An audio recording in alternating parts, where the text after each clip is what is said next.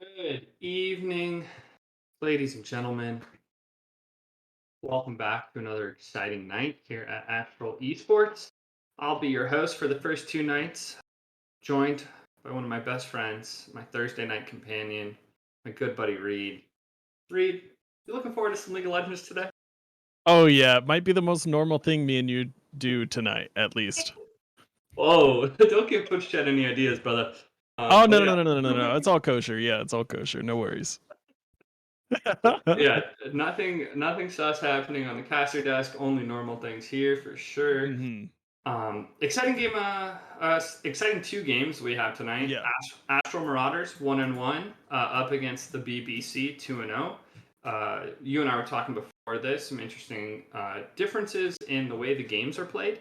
hmm Most notably, the bot lanes for each team bring a little something different to the team comp. On the side of BBC, we've seen two games of Vayne with an Enchanter support, Nami in the first, Lulu in the second. So looking for that late game scaling kind of insurance from the bot lane.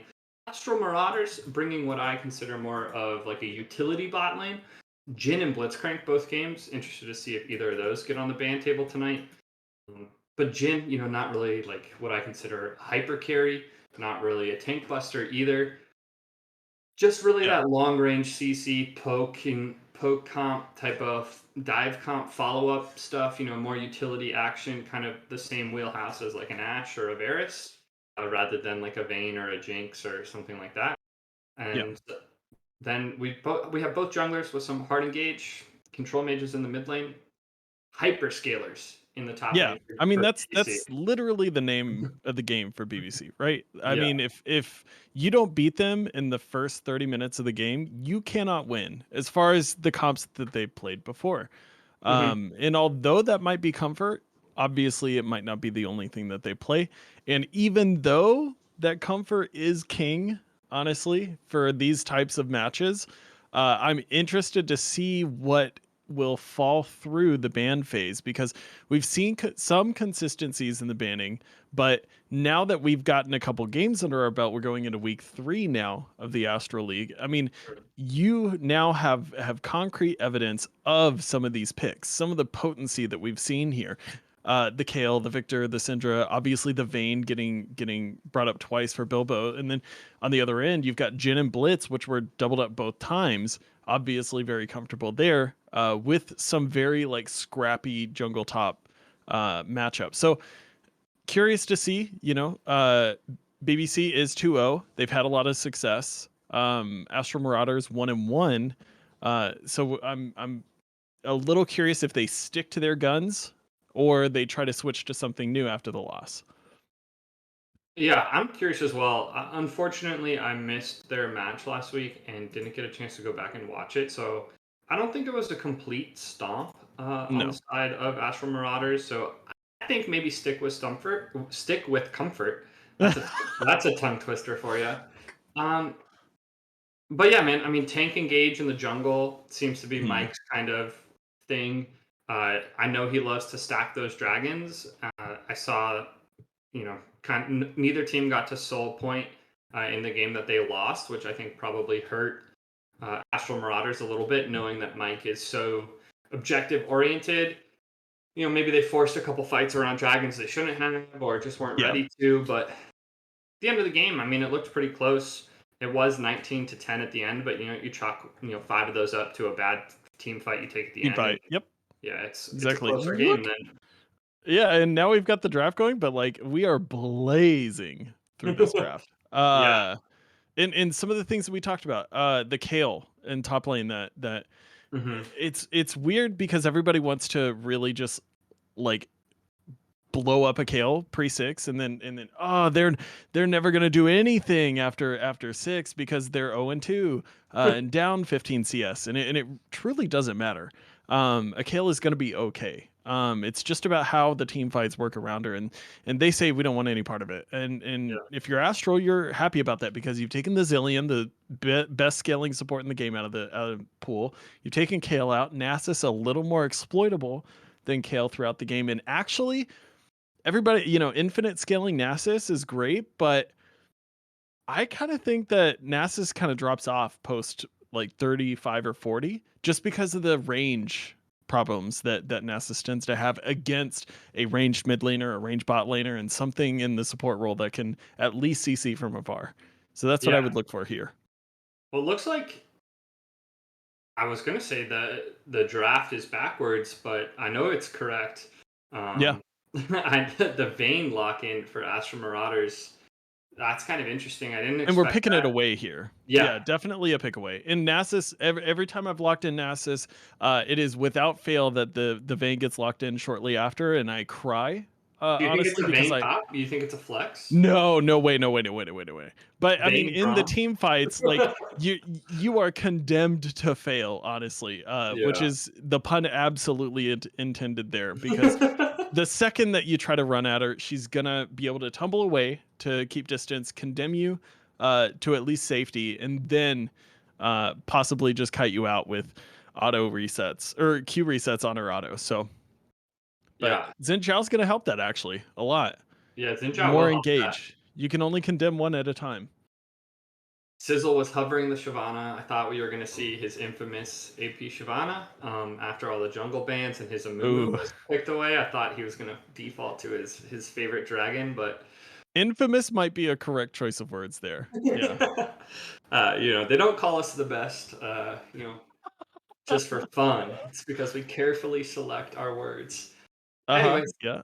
Xinjiao I think is actually really And solid. there's more scaling. I removed actually from the other side. The Victor, I mean, Bilbo's not opposed to the Victor. They won on it the first time, but given that they've already picked up the Vlad, they know that Victor is going to be a good pick into the lane and is Mhm. going to be able to bully out the Vlad early. They want to remove some of those big lane bullies in that Yeah. middle lane to make that Vlad's life a little easier. Yeah, Vladimir is an absolute menace, and if he and Nasus can get through the early game, then they should be totally chilling come, 12, 15, 20 minutes. And if you have a Xinjiao in the jungle, he can get you through the early game. He's a menace in the early game. Any type of early crab fight, any type of early skirmish over early dragon, which I know Mike likes to do. I'll take the Xin in almost every Mm. situation right now. Zeri is gonna go all the way through the first rotation. It We're doesn't getting even get teased. locked in. Wow. So possibility for a Lucian Nami on the side of Bilbo's book club here.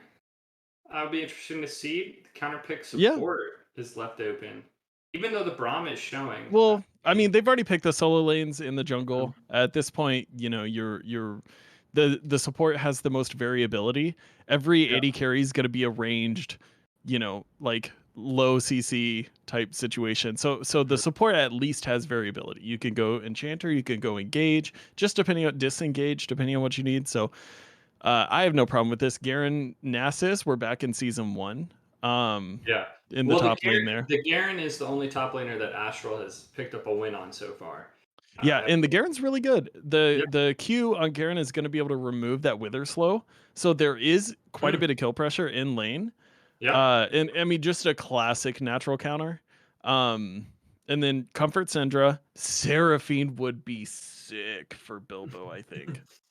My gosh, cuz the How Amumu does is already Seraphine, how does well Seraphine interact with Bromwall? Does he the does he Bromwall to- will stop it. Okay. So there is a hold up there. Okay, I Oh, mean same with Nami. Same I with don't Nami. like the Nami as much, but Nami Lucian in lane is classic. Yeah. They're definitely wanting a little more power in lane to shut down this Vayne Mhm. Braum. Uh, great pickup on the Braum. I think the passive auto attack is pretty much only ever going to be procced by Syndra Vayne. The Amumu might, get an auto attack on something, but who knows? Other than that, I mean, team fight wise, I would favor Bilbo's as far as the 5v5, which they're absolutely going to be looking for. The Nasus can definitely split push pretty well. If the Garen gets a lead, though, that Nasus isn't going to be able to just dominate, the mid to late game as well as, Nasus tends to like to. Right. Uh,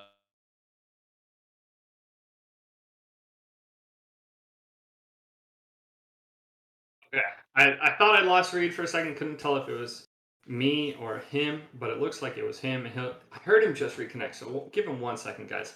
But making great points there, Reed. But I want to talk about a combo that not everybody is probably familiar with because you don't see the Sad Mummy very often in your games. His yeah. passive does have increased magic pen, I guess if you want to call it. It steals the Mhm. magic resist of people that he auto attacks or hits with his ultimate.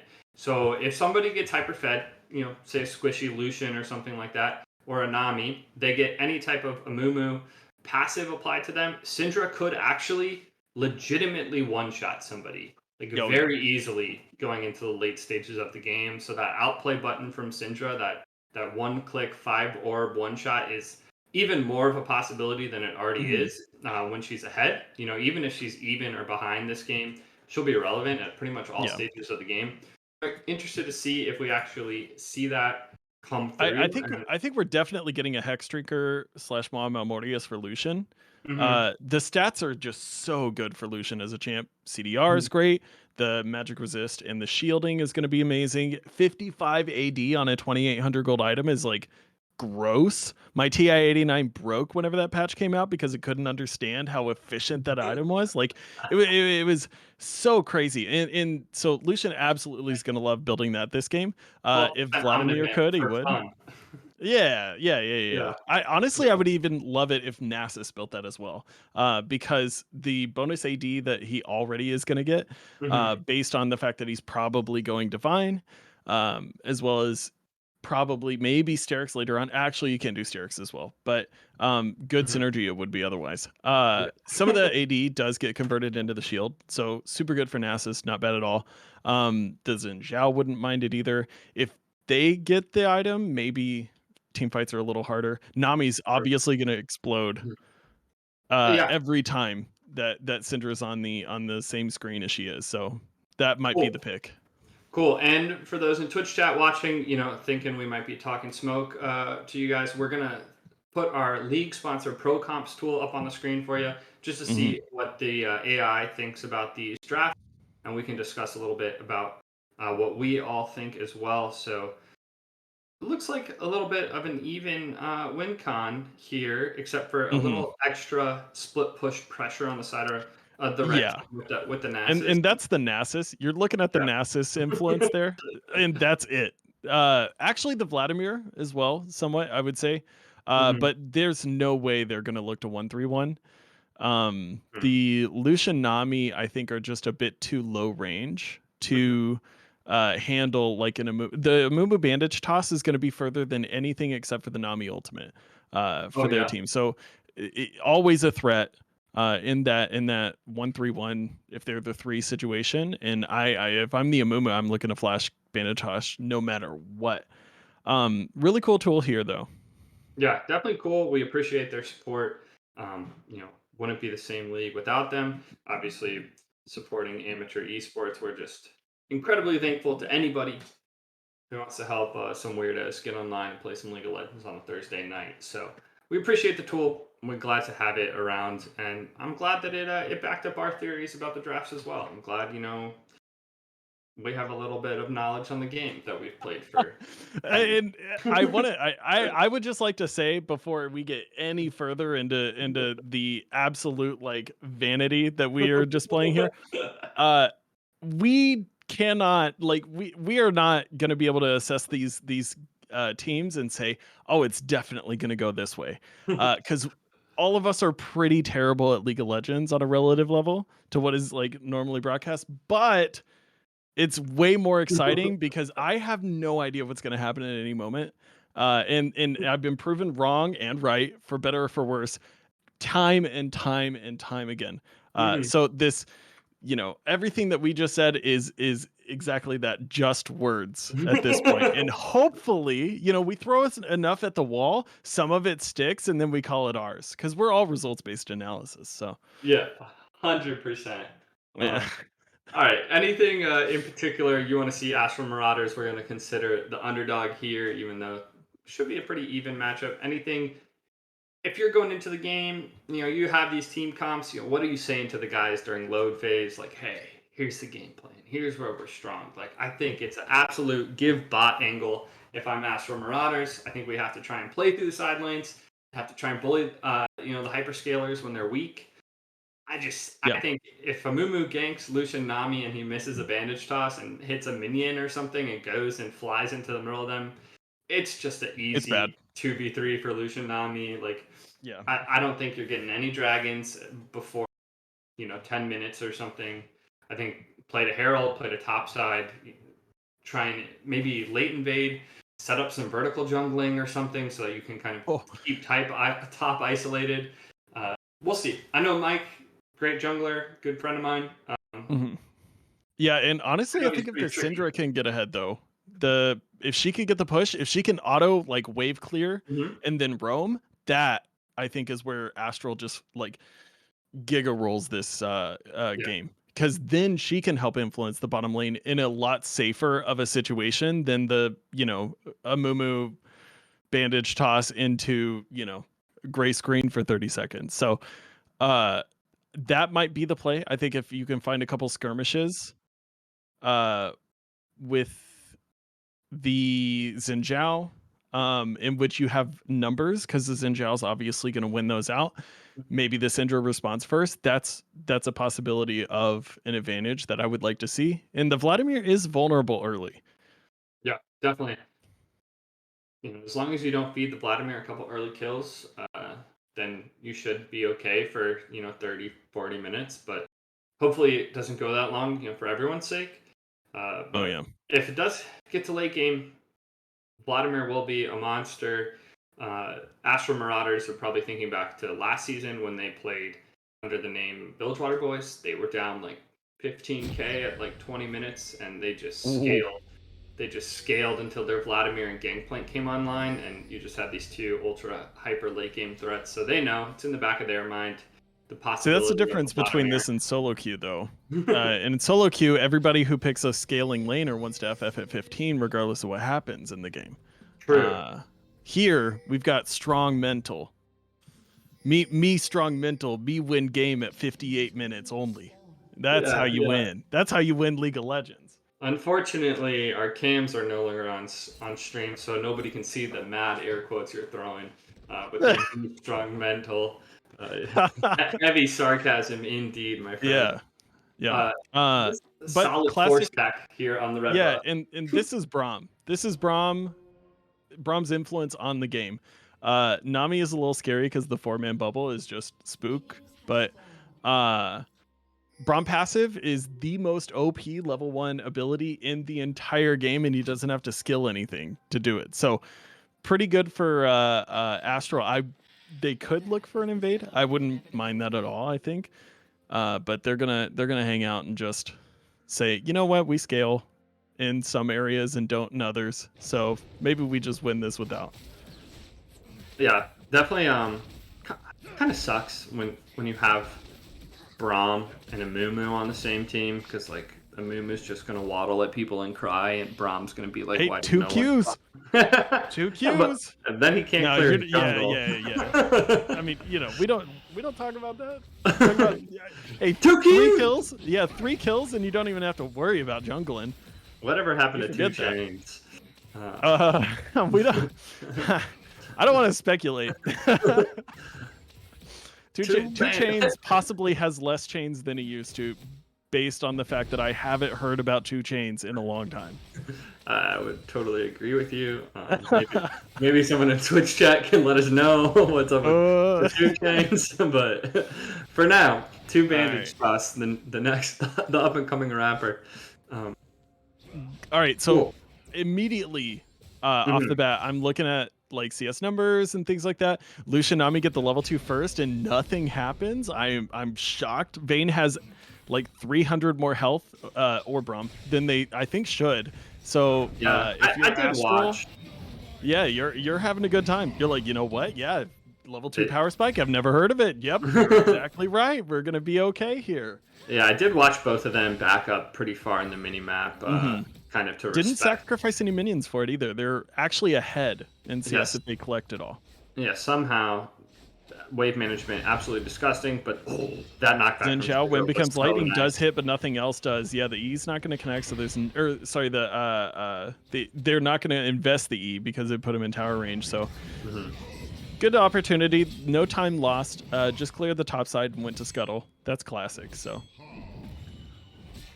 Yep. Toblerone and Uwu Sasibaka just trading back and forth in the top lane. Nothing to see here. Normal top lane shenanigans. Braum does go in onto Nami, though. Is going to find the stun into the bubble combo. Can Vayne get this last proc off? No. Everybody's safe. yeah, Vayne's okay. Once again, if you're the Xin Zhao's on that side of the map, right? You can't overextend. You're just get as many CS as you can. Get that mythic in. I mean, that's the Doran shield start as well. Like you've already told yourself that you're not gonna try to like just win this lane. You're gonna try to go even. And if you go even, you're gonna have a good. Yeah, exactly. And this top lane now has some gank ability. I think Nasus without Ghost, honestly, more vulnerable than Nasus with Flash, in my opinion.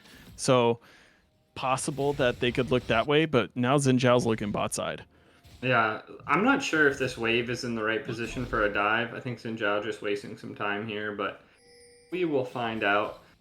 Yeah, I mean, Amumu, they know that Amumu started bot side and knows that Krugs is going to be up. So if the wave doesn't push out super fast, then they're just going to be vulnerable for that counter gank of the Amumu.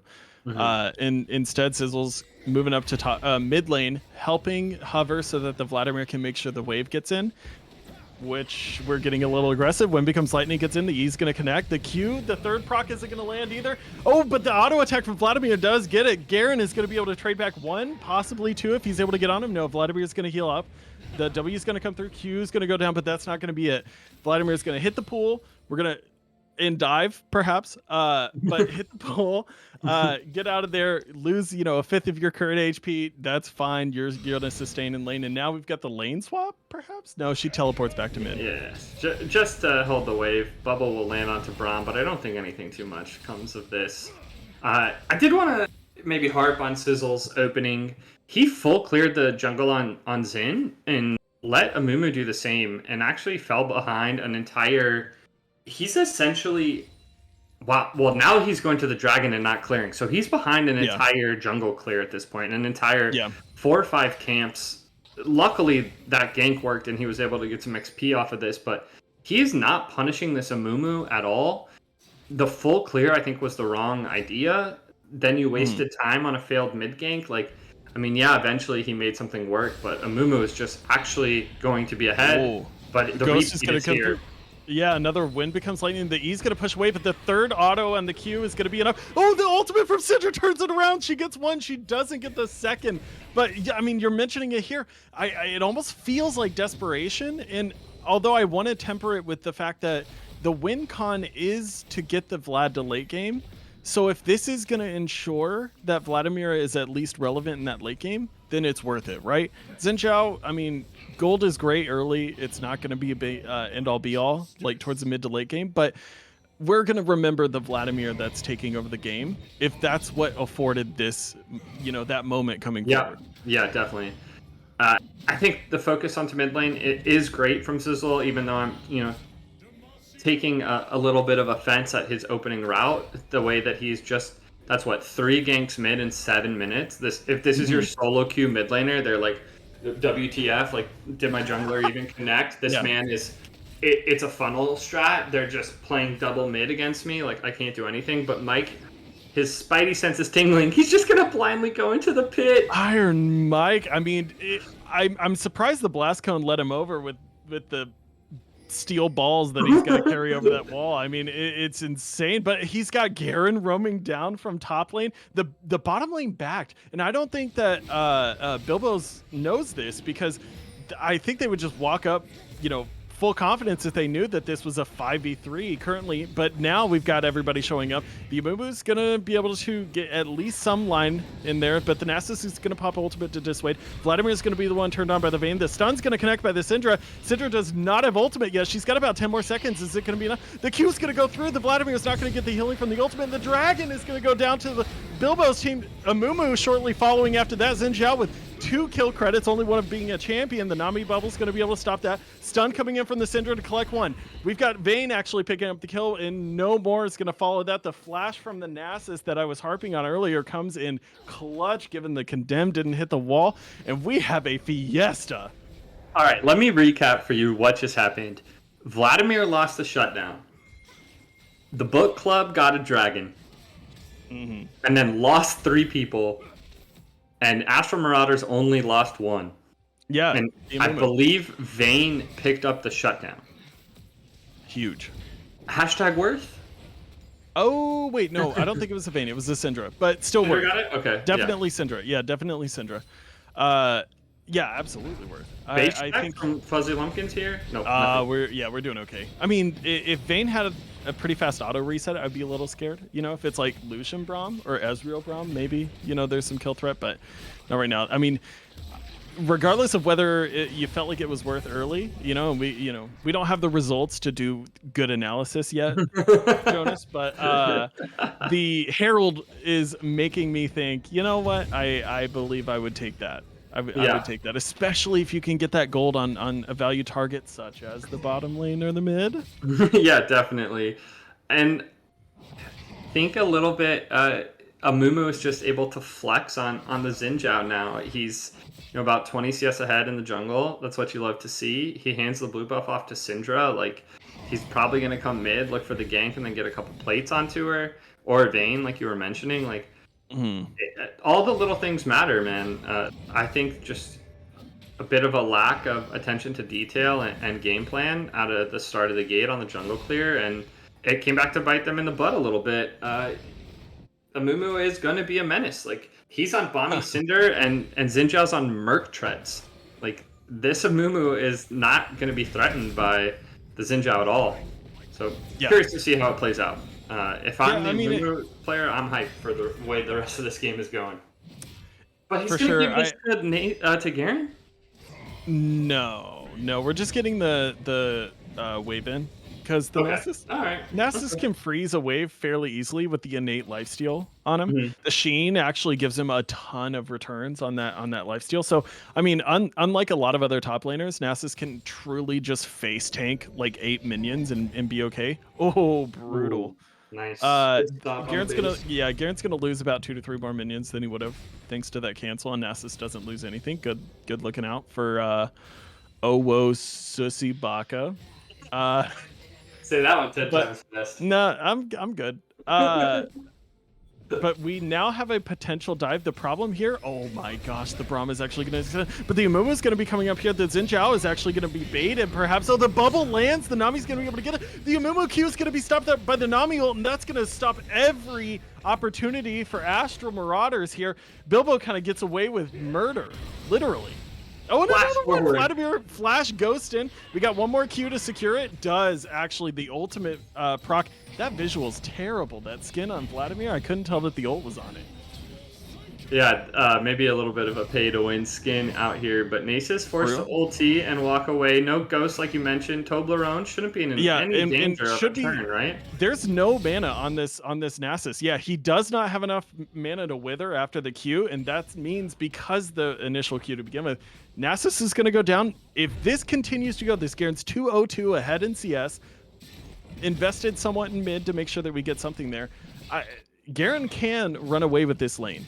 Absolutely can. And it looks like we're going Stridebreaker, I think, with the Heart-Filled Axe. It could be Trinity Force, but without the Sheen coming early on, it's usually Stride.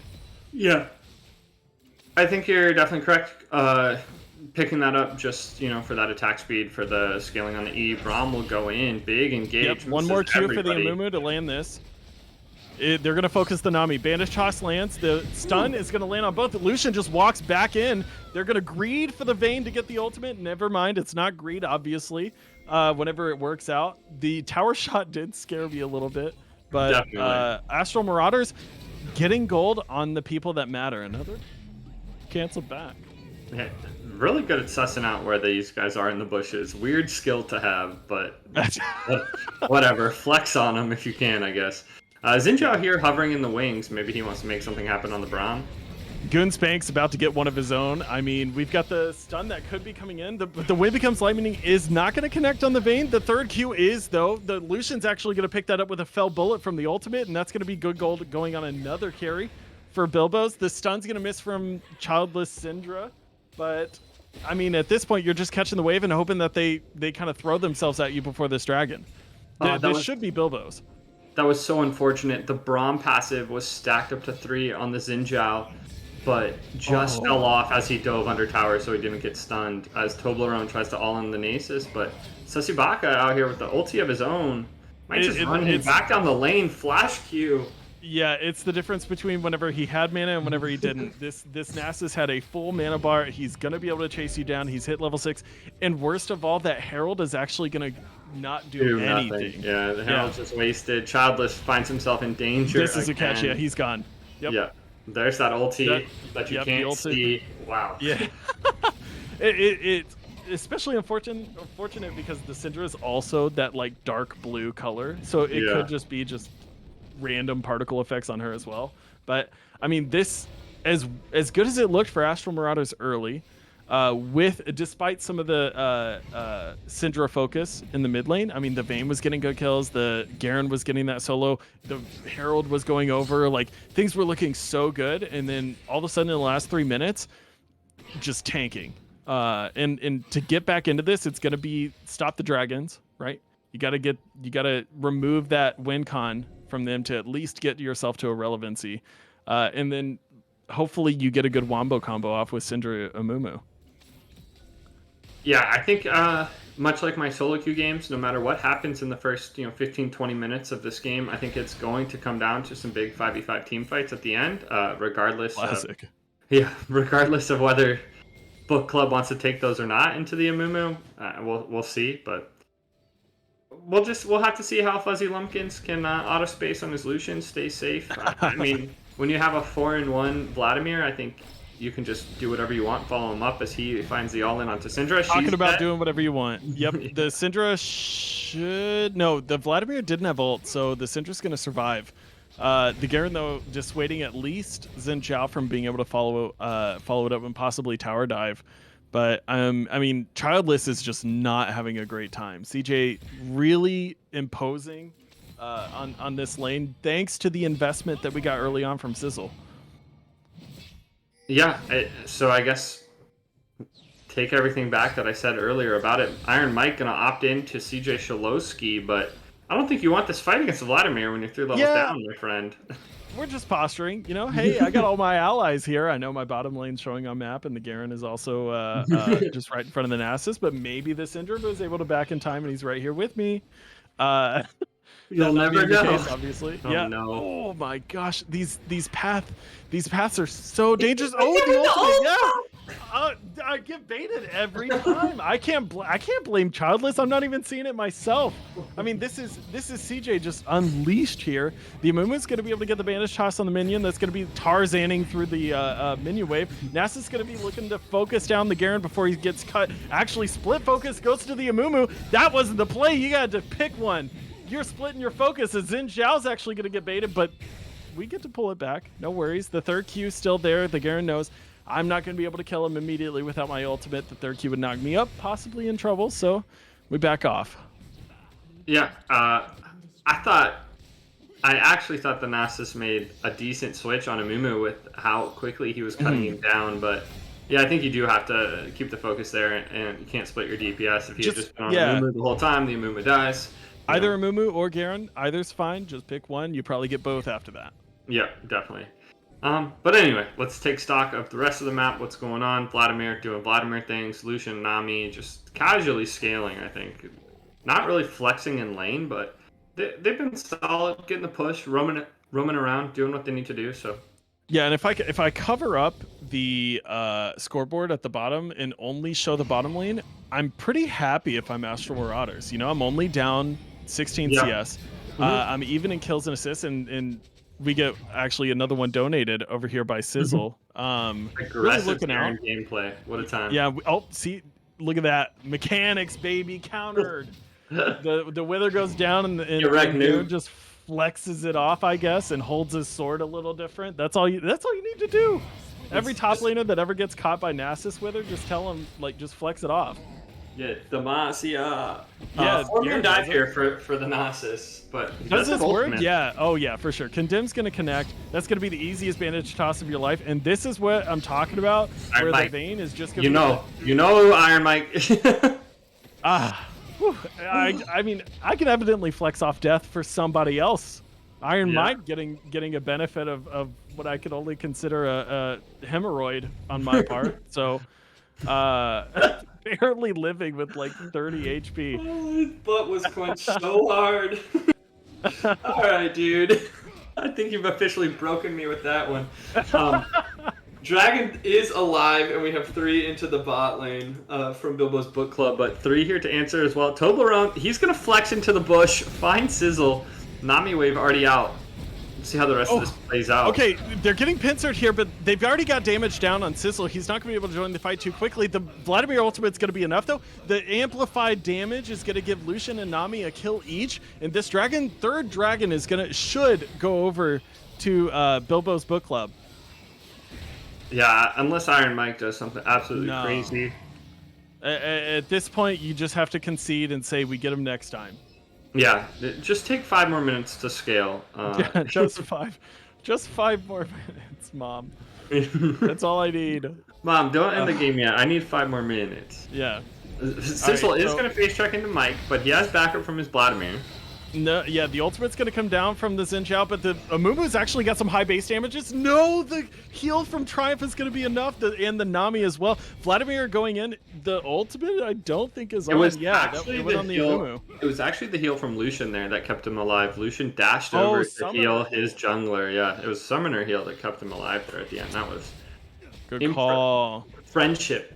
The power of friendship. The power of friendship. Yeah, of course. That's one of my favorite summoner spells. Unfortunately, nobody takes it from me. The Vayne picking up red buff. Gonna recall and spend a minute of that checking out items. I can't blame her. Possibly the Guinzu's Rageblade. Pretty good. And free boots. Not bad. Hey, free ass boots. We love those. Money in the bank. I mean, honestly, if you get sponsored by Boris and he gives you a pair of shoes, does that make him like sugar daddy at that point? Daddy? Sorry, daddy? I mean, I'm only asking, like normal questions everybody would normally ask. So yeah, I know everybody was thinking it. Yeah, I do think the bank of daddy is open for the free ass boots. Yeah. Vayne definitely capitalizing on Daddy's willingness to share for sure. But anyway. Not the only sussy baka in this game, it looks like, Jonas. Yeah, definitely not. Toblerone base gets 3. Dude. Yeah, poor Toby, man. He's just this? Like... No, I mean, it's good practice. You should always, if you're not going to sacrifice anything, even unless you know, obviously, if you know they're there, sacrifice everything because it's actually really good. But I mean, Lucian spent 40 mana and you tilt an enemy. That's pretty fun. Yeah, I love tilting my enemies. Speaking of tilting your enemies, how tilting would it be if this Vayne was somehow able to solo carry this game? Straight 1v9 performance. Let's Shieldbow Rageblade, could she do it? No. That was quick and decisive, so let's not even... Don't even waste time talking about it. Yeah, I'm thinking, okay, so you need the Wit's End. You need... Ooh, yeah. Probably a defensive item. I can't see a way that this Vladimir doesn't Ghost Flash proto belt, tie Invisible you down. ulti, yeah. Yeah, like you're not going to get away from that. You're going to take some of that damage. A defensive item is going to help. Syndra, I mean, they're looking for this Nasus, but we've seen this before. It's going to take 3 more Qs at least to get through the Amumu. That's only got 2, and even though it definitely was going to be 4, you can't prove that anymore. Yeah. Amumu does have Steel Caps, Sunfire, and Bramble, so he's a bit beefier than he has been. Yeah. Sunfire is a super good buy, I think. Just given the fact that the Vladimir is going to be pretty much melee range. The Nasus is going to be melee range. The Xin Zhao is definitely going to be melee range. I mean, in the Lucian is as good as melee range, honestly, in some team fights, just given how ranged he is. So, no problem there. I don't mind that at all. Yeah, I think the bonus tenacity pretty solid against literally nothing that Bilbo's has. No. Wither actually is pretty big. The slow. Yep. No, you're right. There's literally nothing else. We tried. Nami bubble is technically. Nah, it's suspend. Yeah, or knock up technically. Yeah. So, not quite. But with Dragon coming up, we've got a 40 seconds left until Dragon is here. CS numbers looking pretty good. Honestly, everybody's doing a really good job of not dropping too much gold on the map. Everything, despite how scrappy it is, we've got 11 kills to 12. The CS numbers are super good.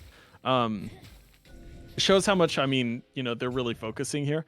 And with Astral Marauders that have this position on the map, they're going to be able to get some defensive wards in. They're going to make sure that at least they have to check into them and not the other way around. That's super good. You're going to sacrifice a tier 2 on the top side to the Nasus, but that's fine because a soul dragon is a lot less impactful a lot harder to give up for Marauders than the other way around. But as I say that, Toby's going to look to try to halt the Nasus push as well, trying to get their cake and eat it too.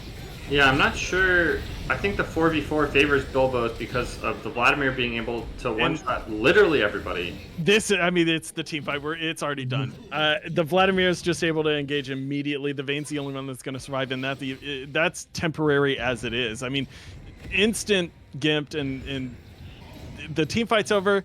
The game is over. No. Hold on. The Infernal Soul is over.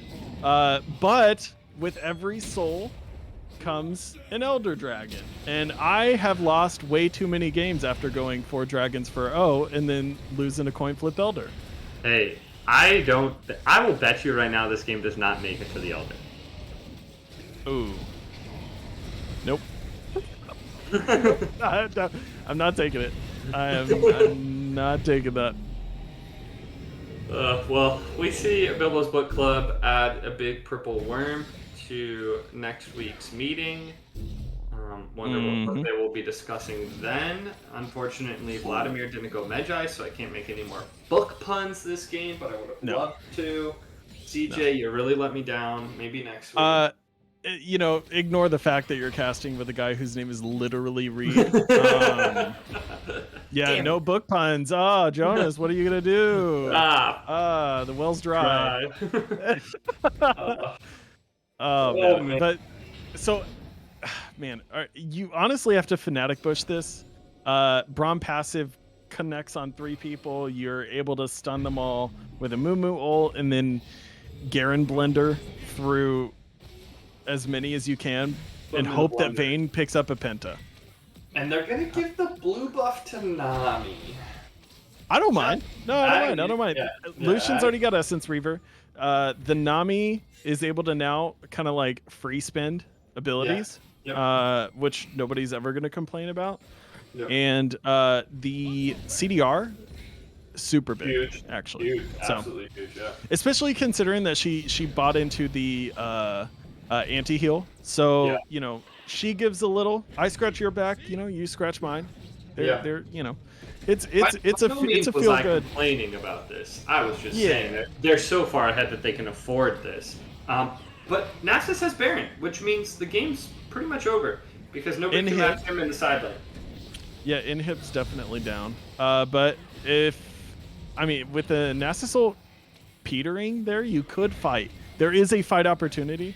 It doesn't look like we're going to look for it here, as they're just going to retreat and start to push out the bottom lane into the base. And if they're able to get that tier 2, well, I mean, at this point already, the next team fight that Bilbo's Book Club wins, it's game over, 100%.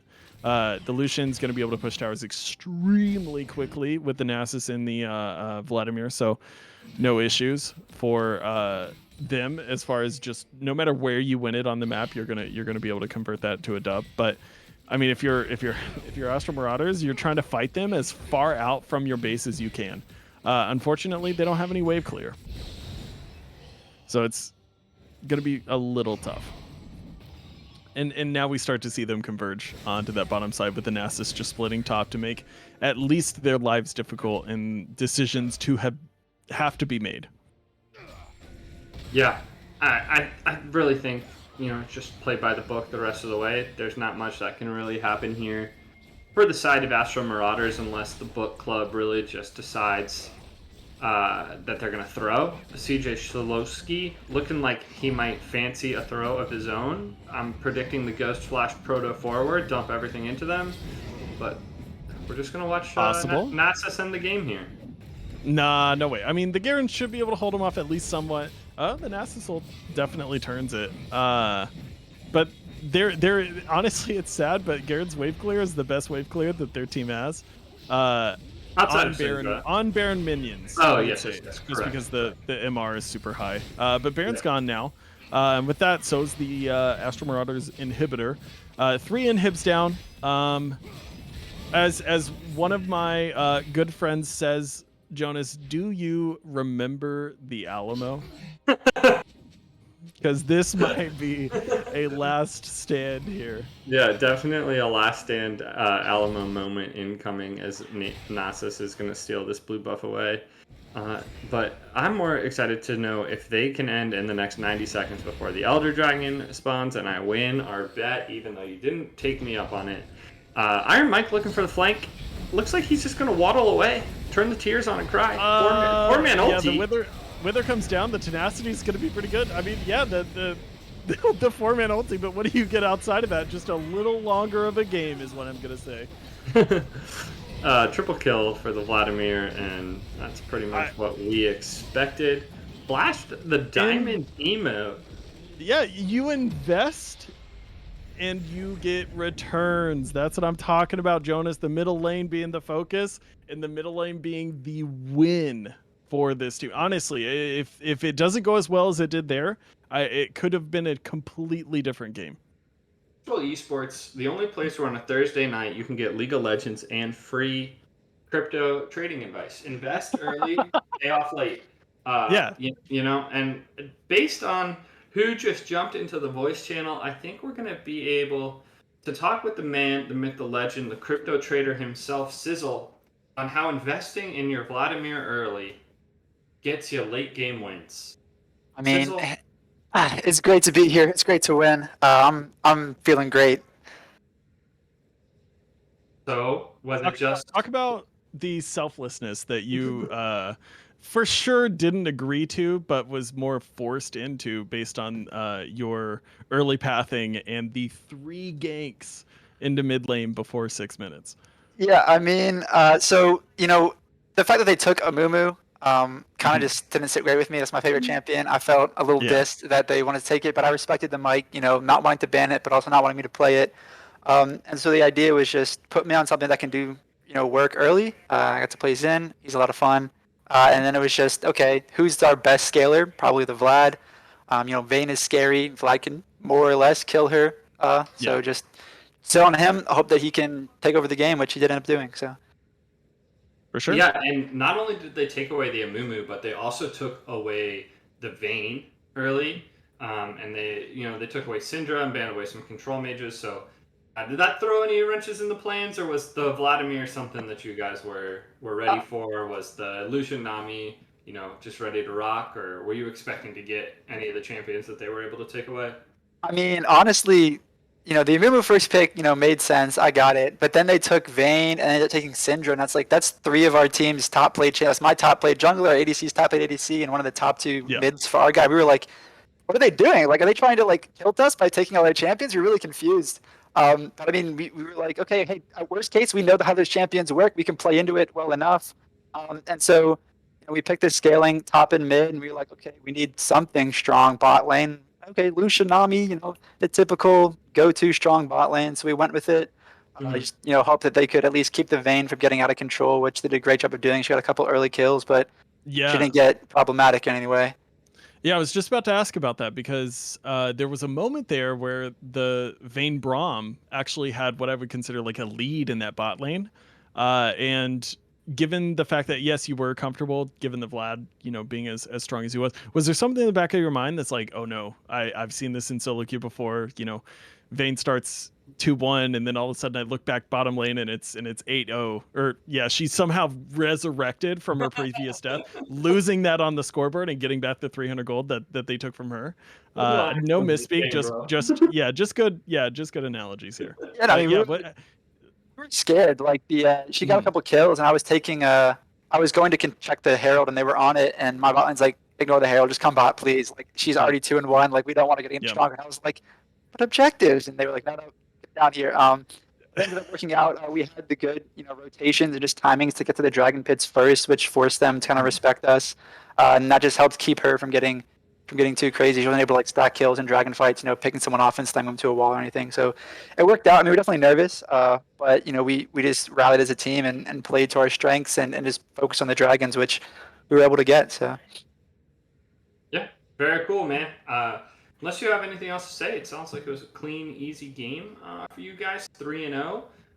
Are you predicting a 4-0 next week? And any shout-outs you have for the boys before we toss it to a break? I mean, shout out to my mid laner, CJ Shalowski. My man's is great. Just A+ on the Vlad, and Calico on the Nami. She made the joke that she played it a lot season 1, and she did, but it worked out. We had fun, and we're just looking forward to whoever we play next week. And next week, you guys will have Stun Gaming Mythos, who's actually going to be coming up on the other side of the break. Great, absolute great toss, Sizzle. Wonderful job. Transitions are easy when you have a guy like Sizzle in the interview seat. Thanks so much, everybody. We'll catch you after this quick ad break.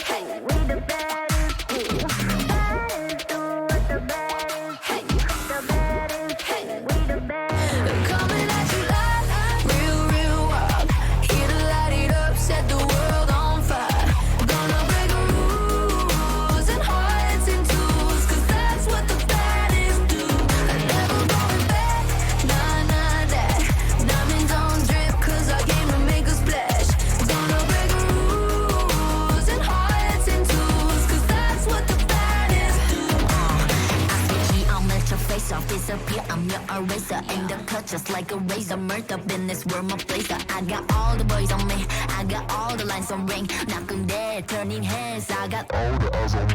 Pretty face, 걸어 들어와. 유행 선두자. 원하지만 못하잖아. 애가 타잖아. You like whoa, 갈리 you go. 난 알지, I know. 준비해, cause I like the ball. 멈추지 않아. 말할래, 그게 like a bag. 그거 말고 bye. 믿어봐.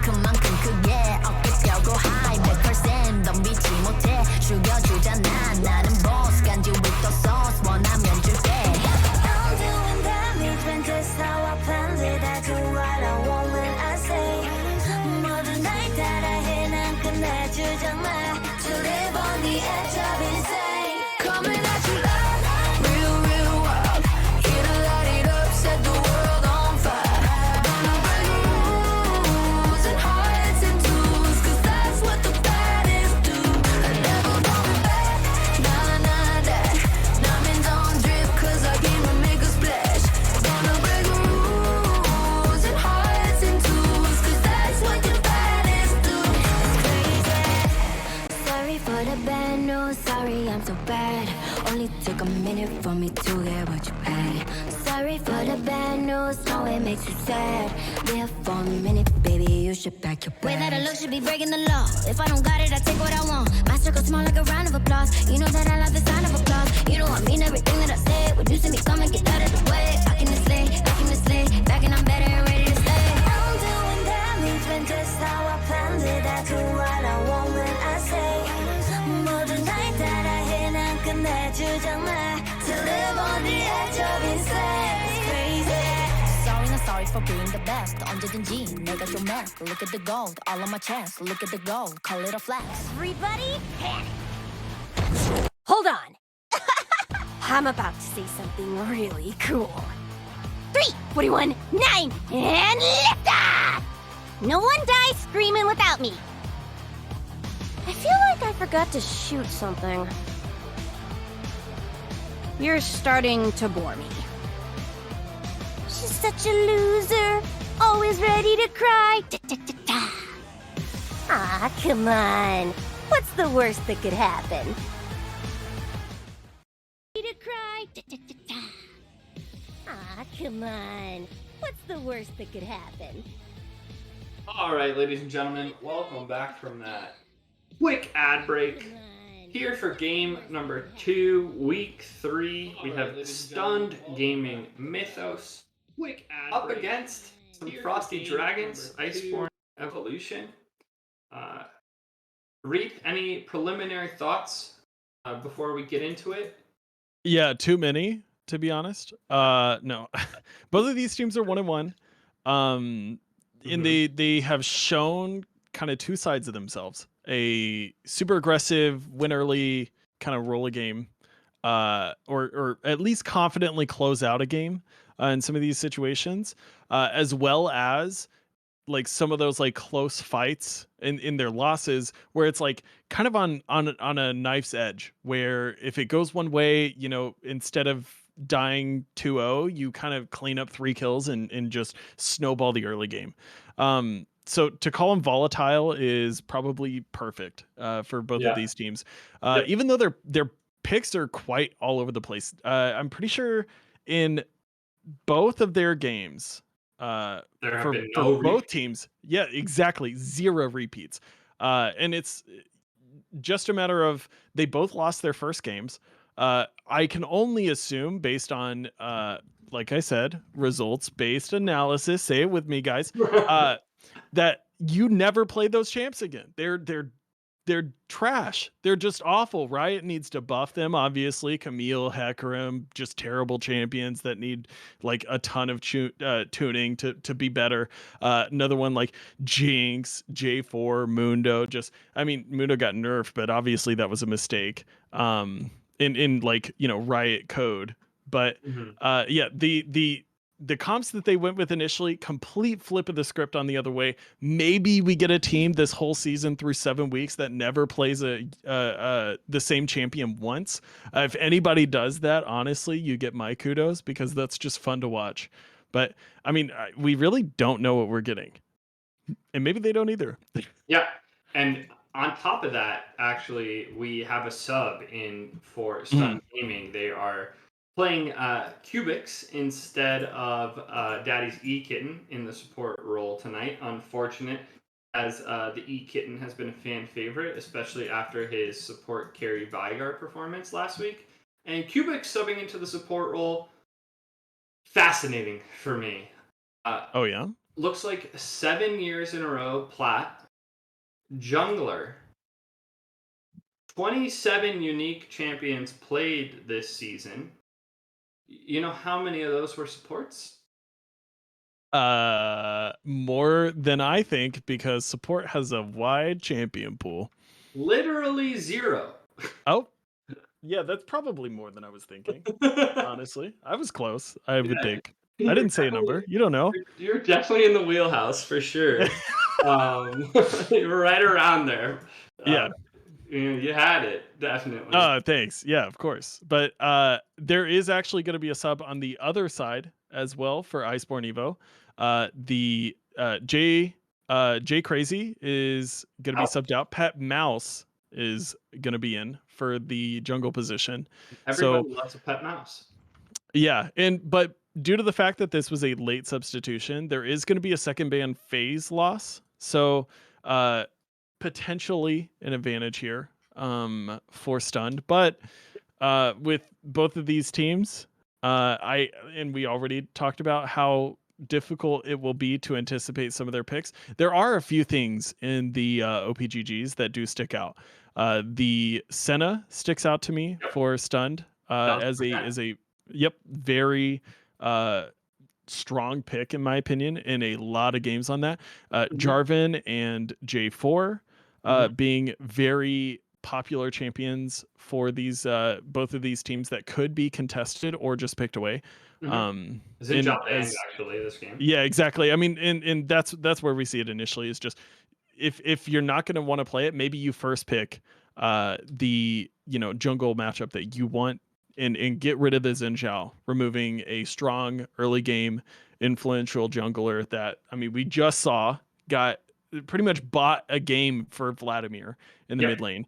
Can do the same thing for any other scaling mids for Iceborne Evo. So so I just pulled up Pet Mouse's OPGG. Few games played, 36% win rate, gold 3, 93 LP. Lots of mid and top, and very little jungle. So small sample size. This game. Yeah, small sample size. We'll call it 36% win rate. It never stays at that. No way. Yeah, correct. No way. Yeah, just unlucky games. It happens. Definitely. The Soraka ban. Okay, important. So two enchanters banned away from Iceborne Evo. Soraka is actually a champion that Stun Gaming wouldn't mind playing themselves, but given how first pickable it is, I think easy ban. The Jinx, big power pick. Honestly, I think I've seen more Jinx than any other champion in Astral this season. And it's how do you go wrong? I think long honestly, range. I don't think you can. Yeah, scales well. Team fights well. Is able to follow up from anywhere on the map. Given that her ultimate not only incentivizes like wombo combo situations, which are obviously popular since we're all bronze, and as well as just great like kiting. The W zap is going to be able to keep threats away. She's got the traps that are going to be able to she can kite around those. Ziggs Thresh though. The Thresh is going to be roaming, I would assume. I would hope so, because the Ziggs can do so well on their own. And the Ziggs can neutralize the Jinx given the range advantage. So pretty good response. I love Ziggs in response to Jinx. Yeah, checking in on the champion picks just for you. Jinx is a repeat. Hecarim is a repeat. And Gangplank is a repeat. Jinx is 1-0. Gangplank is 1-0. Hecarim is the only champion so far that they have lost on. So obviously they said, hey, maybe it wasn't Hecarim's fault. Maybe it was the LeBlanc mid that we drafted. Maybe it was the Seraphine support. So we'll see. I'm predicting a Leona support paired with the Jinx. That's what they ran last week and found success with, as well as an Ahri mid. So wondering what the final two picks will be on the side of Iceborne Evo, and if I was Stunned Gaming Mythos, I would throw my entire ban strategy out the window and remove the Leona and the Ahri, since that is what they found success on last week. And the Ahri did do some damage. I think something like 8, 2, and 4. Was out there participating. Ahri is super strong right now. Aatrox with the new buff coming in 10% on his sweet spot Qs. And because we never miss the Aatrox sweet spots, it's like an infinite buff for the champion. So we never pretty good. We only use it to steal our junglers' Krugs. Absolutely. Use it in lane or any other time. Let's just quick. There is some hidden tech Aatrox jungle that's dark and mysterious. I'm hip to it. Yeah, that's. That is a big flex Aatrox jungle on the side of. No shot. I just brought it up for the jokes. No way is this jungle, but. The support bands you're mentioning, the Rakan and the Karma coming in, which they're just trying to ensure that they don't have any late game. The Rakan can follow up a Hecarim really well or initiate for the Hecarim. I like that ban a lot. The Karma also for the Hecarim as well is going to protect. So good bans in my opinion. I think now looking at the Ziggs, Aatrox, Sejuani. Huh. What do we pair in mid with a Sejuani, Aatrox top, and Ziggs bot? Could be like Yone mid. Is there any Yone in the mid lane pool? Akali possible. A call would be good. That's melee. Yeah. I mean it's doesn't quite have the same Yeah. oomph to it, but Akali could be pretty good into the somewhat vulnerable backline of this team. But Nautilus is rough because the ultimate just goes down. Ooh. Oh, we do get the Zillion. Okay, wow. Mid, fascinating. Yeah. So Zillion mid. I don't want the Akali anymore, honestly, because the Zillion should do really well into that. Man, could go Victor here and not be too sad about it. Man, it's really Silas. Wow. Okay. Great, and Silas great ultis. Actually, this is a great Yes. Silas game. And Nautilus, also Zillion. works well. Yeah, this 3v3 of the Aatrox, Sejuani, Silas should absolutely roll Zillion, Hecarim, Gangplank. In these like river skirmishes, I think if you're stun gaming, you're playing towards topside. You've got a better chance of winning those topside skirmishes for sure. The Thresh roaming now makes a lot more sense to me because obviously you can leave Ziggs on an island and feel pretty good about it. There is dive potential for sure, given the Nautilus, the Hecarim, and the Jinx, so you will have to watch out for that. But that just means you got to be smart about whenever you're leaving, and whenever you get the wave pushed out. Make sure you've got a little time. You're on a timer when you're gone because you got kids at daycare. You got to make sure you're up there because you're a little late. Evidently, there's a big charge. So whatever. Bad analogy, explained poorly. Better at casting plus ratio. So I was letting you have it. But I'm not seeing a lot of Silas in the OPGG. Also, there's apparently a bug on OPGG. Every time you do something new, the language changes. So I just went from Russian to Korean. So that was fun. But I see no games of Silas so far this year. I see 9 last year, 11 last year, 5 yeah, Silas. Silas isn't, I would say, the most complicated champion. The ranges are all pretty similar with your Q and your E doing like somewhat the same thing. You've got dashes, which I mean, as an Akali player, you're not going to be too averse to. And I mean, looking down the line, Gangplank ultimate is whatever, Jinx ultimate is whatever, Nautilus ultimate is sick, Zillion ultimate obviously goated. The Hecarim ultimate can be used as that like follow up engage to the Sejuani ult. Could be super good. If I'm looking at this, you can punish the Gangplank early. The Sejuani Aatrox could be a good 2v2 topside. Transition that to a Herald. I don't see how they could get an early dragon unless something goes real crazy with like Thresh Ziggs early on. But first dragon, maybe the second goes towards Iceborne, and then honestly, it's up to how good the Herald usage was for stunned, how invested some of those fights become. Like if Iceborne indexes too hard into some of those fights that stunned once early on, maybe stun can get an early advantage. But tempo is a fickle mistress. Nice, for sure, definitely. And I really hope that it's an even game for like 22 minutes. I want to see these teams team fight. I want to see these team fight comps, man. I don't want to see someone get hyper fed, run away. But like I think some fun team fights around an objective at like 23 minutes to decide the game could be a good time. Yeah, I mean, Iceborne definitely scales here. Yeah. If I'm looking at dragons and I'm an Iceborne fan, all you Iceborne fans out there, you're looking at dragons, you're like, ooh, you know what sounds really good? A ocean dragon.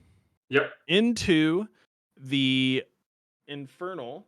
Yep. Into Hextech Soul. Just hell yeah. Super potent dragons to get you like really ramping up and possibly cover some of the mid game that the Silas Sejuani Aatrox is going to provide. But I mean, your range is really good. You've got great engage, the zillion speed up on a horse that loves to go fast. I mean, it's a match made in heaven. Really is. Yeah, these team fights, although Iceborne does scale, I would say the mid game trough / that early game topside might be an issue. Yeah, and all right, let's do a little results-based analysis. Let's get our sponsor pro comps up on the screen, and let's see if they're agreeing with us. Seeing if everything that Reed is putting down, they seem to be picking up. I love that. Engage. Enemy team's win condition is the same as yours. Engage. Hell yeah, boys. Just run at each other. Okay. Ready, fight. Never fight without your ultimates. Honestly, I feel like they're stacking their own deck. Honestly, I struggle to think of a comp that is like, you know what, the ultimate's not that big of a deal. You know what, I think I'm okay without that. I'll flash him base. It's not that big of a problem. But the clumpiness that they're kind of getting at, the ultimates, the stay together, you need vision, like those things, very much true. I agree with that. Yes, this team wants that 5v5 because they're going to do well in it. Silas is going to split better than maybe anybody else. So not a bad deal, but I like this breakdown of the lane insights. This is cool. Yeah. Piece of the tool. I really dug into this part. What side are we looking at though? Who am I? Blue side. Okay. So, yeah, gotcha. So everything the tool is being drafted. Blue side is Iceborne. Yeah. Okay. So they're talking about the 2v2 in the top side. Hecarim Gangplank into Aatrox Sejuani. I don't know, because like I don't think there's ever gonna be a fight with just those two outside of like obviously the lane gank or whatever. They're gonna be fighting over Herald, in which the Silas is gonna be there with Zillion, and at that point I just favor the 3v3. But yeah, I mean they talk about there. I don't know, man. I don't know. We'll see. Yeah, a bit sussy Baka, even though we just saw him last game. Yeah, well, maybe we can get Sussy Baka to weigh in on how sus this Baka matchup is in the top lane after this game. But anyway, that's enough of that. Thanks again to our sponsor for putting together some stuff for us to use on stream. We appreciate it, guys. Shout out to the other sponsors as well. But we just love to use the pro draft or the pro comps tool while we're here talking about the draft. So I will say though, there is really good pick though on the side of the Thresh with Stun Gaming. Like the relative low range of the Gangplank Nautilus Hecarim, even though like yes, Gangplank is going to have the barrels down, the Thresh should be able to get at least some hook targets onto some of those threats, and then the Ziggs is going to be able to poke out at least somewhat. The only issue is that like once you're in for kind of both of these teams, because you've got a Hecarim there as well as the Nautilus. I think if the Nautilus is on kind of like disrupt duty at the line of scrimmage, you're doing okay. But yeah, Stun Gaming, it's like, somebody uses an ability and displaces themselves, you better all be doing the same, because it's either going well or it's going real bad. One of my favorite things to do with League of Legends is to just theory craft the most absurd possibilities we could see. So let me hit you with a scenario. Okay. Flashless Jinx. Yes. Silas has Hecarim ult's behind her. So now she's speared running into his team. Then she gets Thresh hooked, pulled twice. Then Thresh flayed backwards. Then Zig satchel backwards. Could you, in theory, get Jinx from her tower to your tower? So she doesn't have... Okay, maybe if she builds Warmogs / also Gargoyle's Stoneplate, then she might have enough effective health to survive everything that you just said. And then we could talk about the units displaced. I think outside of that, no shot, Jonas. You got to get off the gas. You gotta hit the brakes there, bud. Maybe you know what? Here, Nautilus pulls himself into your tower. Done. Easy. You want somebody to hug under your tower? That's your man. Yeah, You just dodge it, let him hook the tower. You're good. you're good. Easy game, easy life. All right, let's get into this game, Jonas. Yeah, definitely, absolutely. All right, loading into game, everybody. Let's see what we got here. I'm expecting just a casual, 5-point. Actually, we do have a Nautilus. Wrong. We do have a Nautilus. I'm totally, my bad. 5-man invade through Tribush. Thresh is going to face check. Nautilus, Gangplank. My buddy that plays Jinx likes to level W for some reason, level 1. Ooh, that is spicy. Here we go. Yep. Thresh. Now they just spotted him. Vision's gonna this is gonna be no flash on the hook. I don't even think that hook connects actually. I don't think so either. I think he could have lanterned out, but lantern level 1 from Thresh. That should be. Yeah. Well, no, I think the Ziggs just was out of range. Without. No, the I flash. agree. Yeah, but you're right. You picked up on something big there. Lantern for Thresh level 1. You're gonna lose prio. You're just gonna lose prio on that lane at this point, because your level 2 is now your level 1. Yeah. Level 1 is whatever. Thresh isn't doing too much level 1. It's all about hitting level. You do everything to hit level 2 first because you have Flash Flay hook, right? Now you've got Flash Flay put a light down so they could see every mistake that you just made, and then lantern yourself back to your own base. Sorry, that cost you 300, actually 400 gold. Not ideal. So, and it's just standard clears here. I would assume full clear from the Hecarim. You can look mid for a little cheeser, but nothing too wild. Yeah, I don't know if I don't know if the Zillion's gonna have a ton of kill pressure. But oh man, Lantern Shield OP, baby. Oh, you know what? Wow. This, I mean, it's too good. I've been outsmarted. I mean, how do you contest this? The strat is nuts from Kubix. The jungler bringing a little intuition and Smurf knowledge to the bot lane. We little otter trading into waiting sucks aggressively, but I think taking the wrong side of that trade. You will. I mean, it's ranged into melee. Once the Silas hits level 3, you've got the Zillion does have to be maybe a little more careful.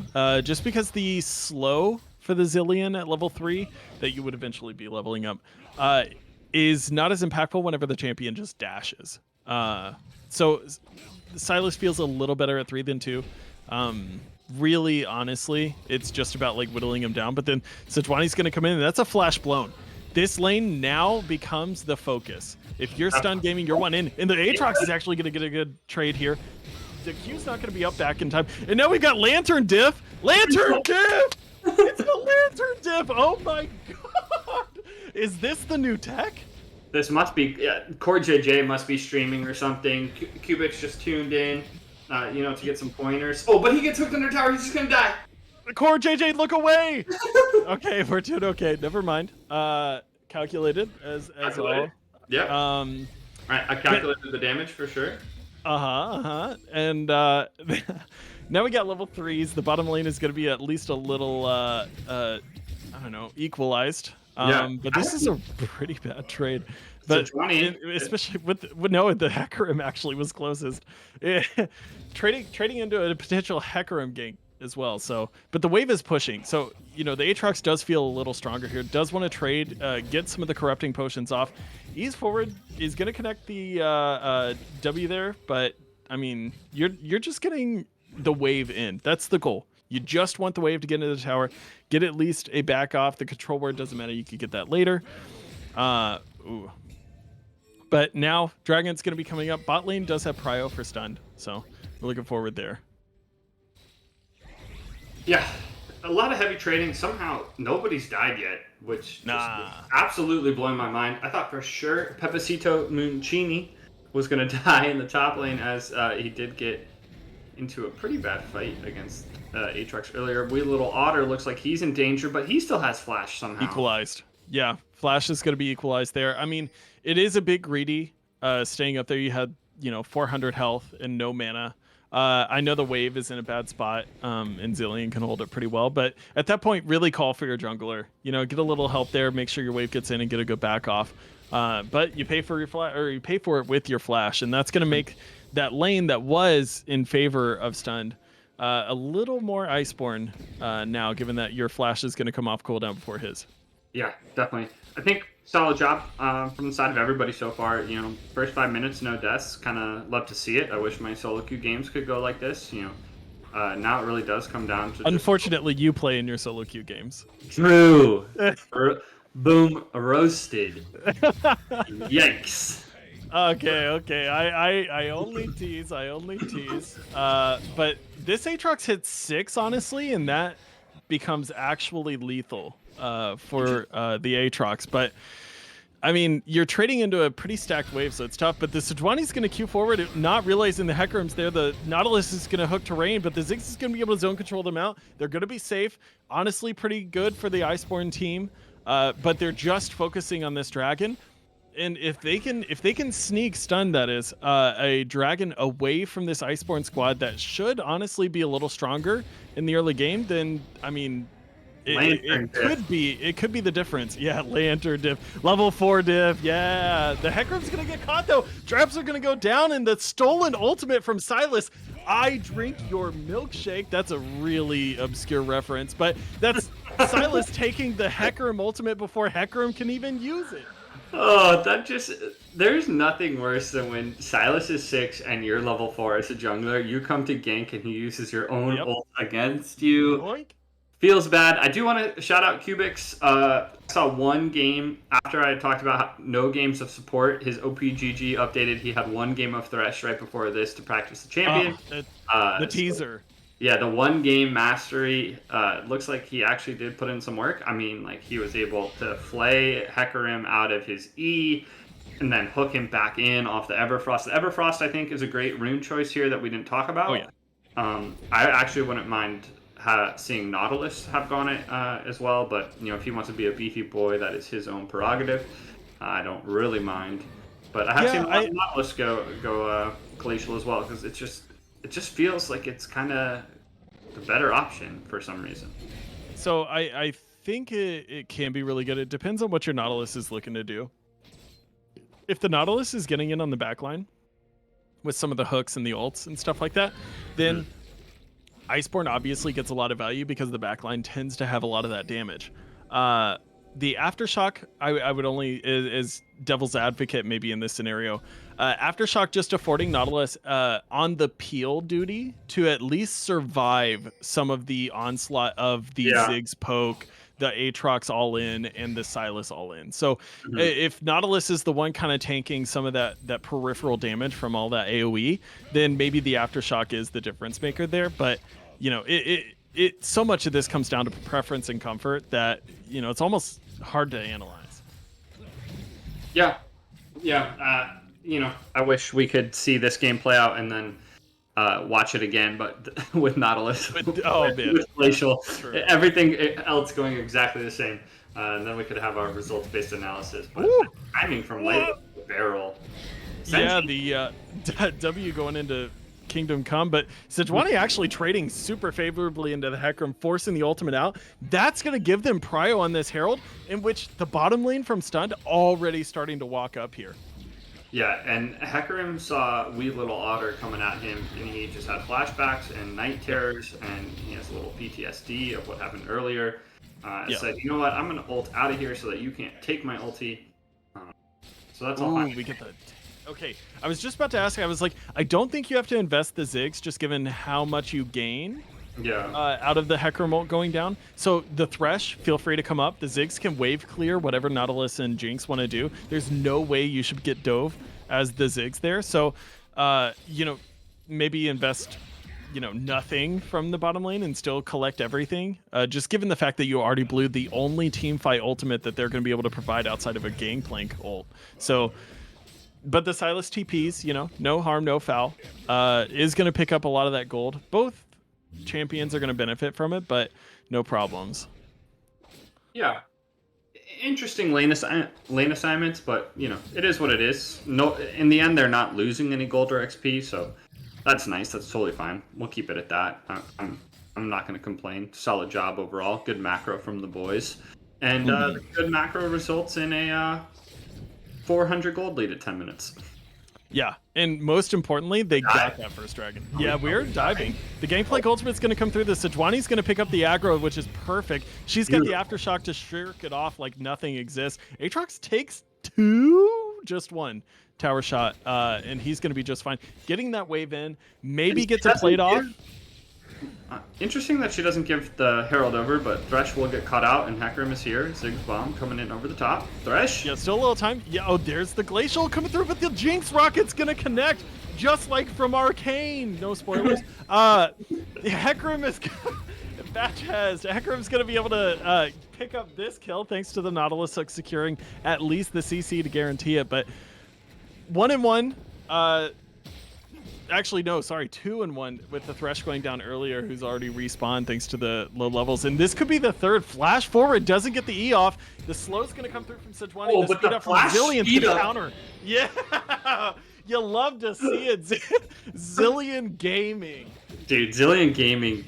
Bjergsen is live right now, but handing out free pointers. Waiting Sucks just has the screen up on his second monitor, and he's like, you know what? Bjerg would flash speed up Hecarim here. I would as well. Absolutely. It's free AD. Yeah. Oh, nope, doesn't connect. Yeah, the just barely out of range. Sorry, the Gangplank was. You could actually eat oranges and be okay for a lot of Aatrox's combos, so it can be a little deceptive. Jinx kind of walking through some grenades just because it feels good, I assume. Yeah. That's gonna mean this wave's gonna get in at least. They're gonna be able to get a little turret damage. Now, this is where you drop the Herald, because you are almost guaranteed the first turret thanks to Zig's passive. And I was getting to that later or earlier. And also, I mean, every one of these champions is going to use it pretty well. But given that, you can accelerate bot lane and get that Sylas into a longer lane, that sounds better to me. Whereas you can relocate the Ziggs and Thresh to, a more wave clear centered mid lane, because Zillion is at that point, right? Yeah. Lightless looks really good on this Aatrox, man. I love Aatrox. I think it's a cool champion. I think his animations are sick. I think the way the kit works is sick. But sometimes when he's meta, I think about role swapping from jungle to top just to play Aatrox. But now that he's dark tech in the jungle, play Aatrox. Who jungle. knows? Yeah, who knows? Who knows? In my solo queue games, if you you get me in solo queue tomorrow, dodge. Anyway, we get the Eclipse Serelda Aatrox. Hey. Predator Aatrox, get in there, bud. Please don't. I will make sure to friend you on League and at the same time, or snipe you. Oh man, sniping you sounds great. Yeah, I'd love to play into that. We'll limit test it together for science. For reasons. Yeah, totally. Yeah. Anyway, back to the game. 13 minutes in. Nice. Look at this. About a 1K gold lead for the boys on the side of stun, but Thresh is going to get cut out, running into Waiting Sucks, and Hecarim puts the box down and the flay. Wow. Okay. I love Arcane! Yeah, second Jinx ultimate's going to secure that one. 201 Jinx with a Cole almost popped. I mean, it's the dream for sure. If you're the Jinx, you're really happy here. But we're seeing the Sylas in the side lane. Love to see that. We're seeing the Ziggs in the mid lane. Double love to see that. And Stun's doing what they need to. They've got 2 dragons. They've got 1,000 gold lead, and they've got a Ziggs who is gonna survive. Thanks to the Sejuani ult, the Nautilus ult's gonna be there, but the Ziggs bomb or the Zillion bomb isn't gonna be enough. Too many bombs, honestly. But turret plate fall, no big deal. Ziggs is gonna survive with the investment of the flash. But the Ziggs honestly doesn't feel too unsafe. If the Hecarim is diving in on the Ziggs, Mancini. should be okay. Should be okay. Yeah, I thought there was gonna be a Q2 dive? was gonna. Pepacito. Whoa, I've seen this before. Aatrox doesn't take the... Yeah, there we go. Perfect juggling of the aggro. Thresh in there just to... Cubix has found the entire team, though. Yeah, and Aatrox still has the ultimate going. Lantern? Yeah, Lantern's going to save. Bomb. Took it at level 1. Worked out for us at level 7. Oh, look at the zoning! 6 out of nowhere! Oh, I mean, the Jinx rocket flies off to the Howling Abyss. Watch out! But We'll find out at the start of season 2 where that went. Yeah, true. But perfect response. This is, I mean, Ziggs being in the mid lane, the ultimate's always going to be in range, right? So, and although it didn't play a role there, is able to walk up into those chokes that Ziggs loves to fight in and provide at least some sort of that input. And now they're going to get top lane here with the Ziggs satchel charge. Pretty poggers. Poggers. But you know what else is poggers?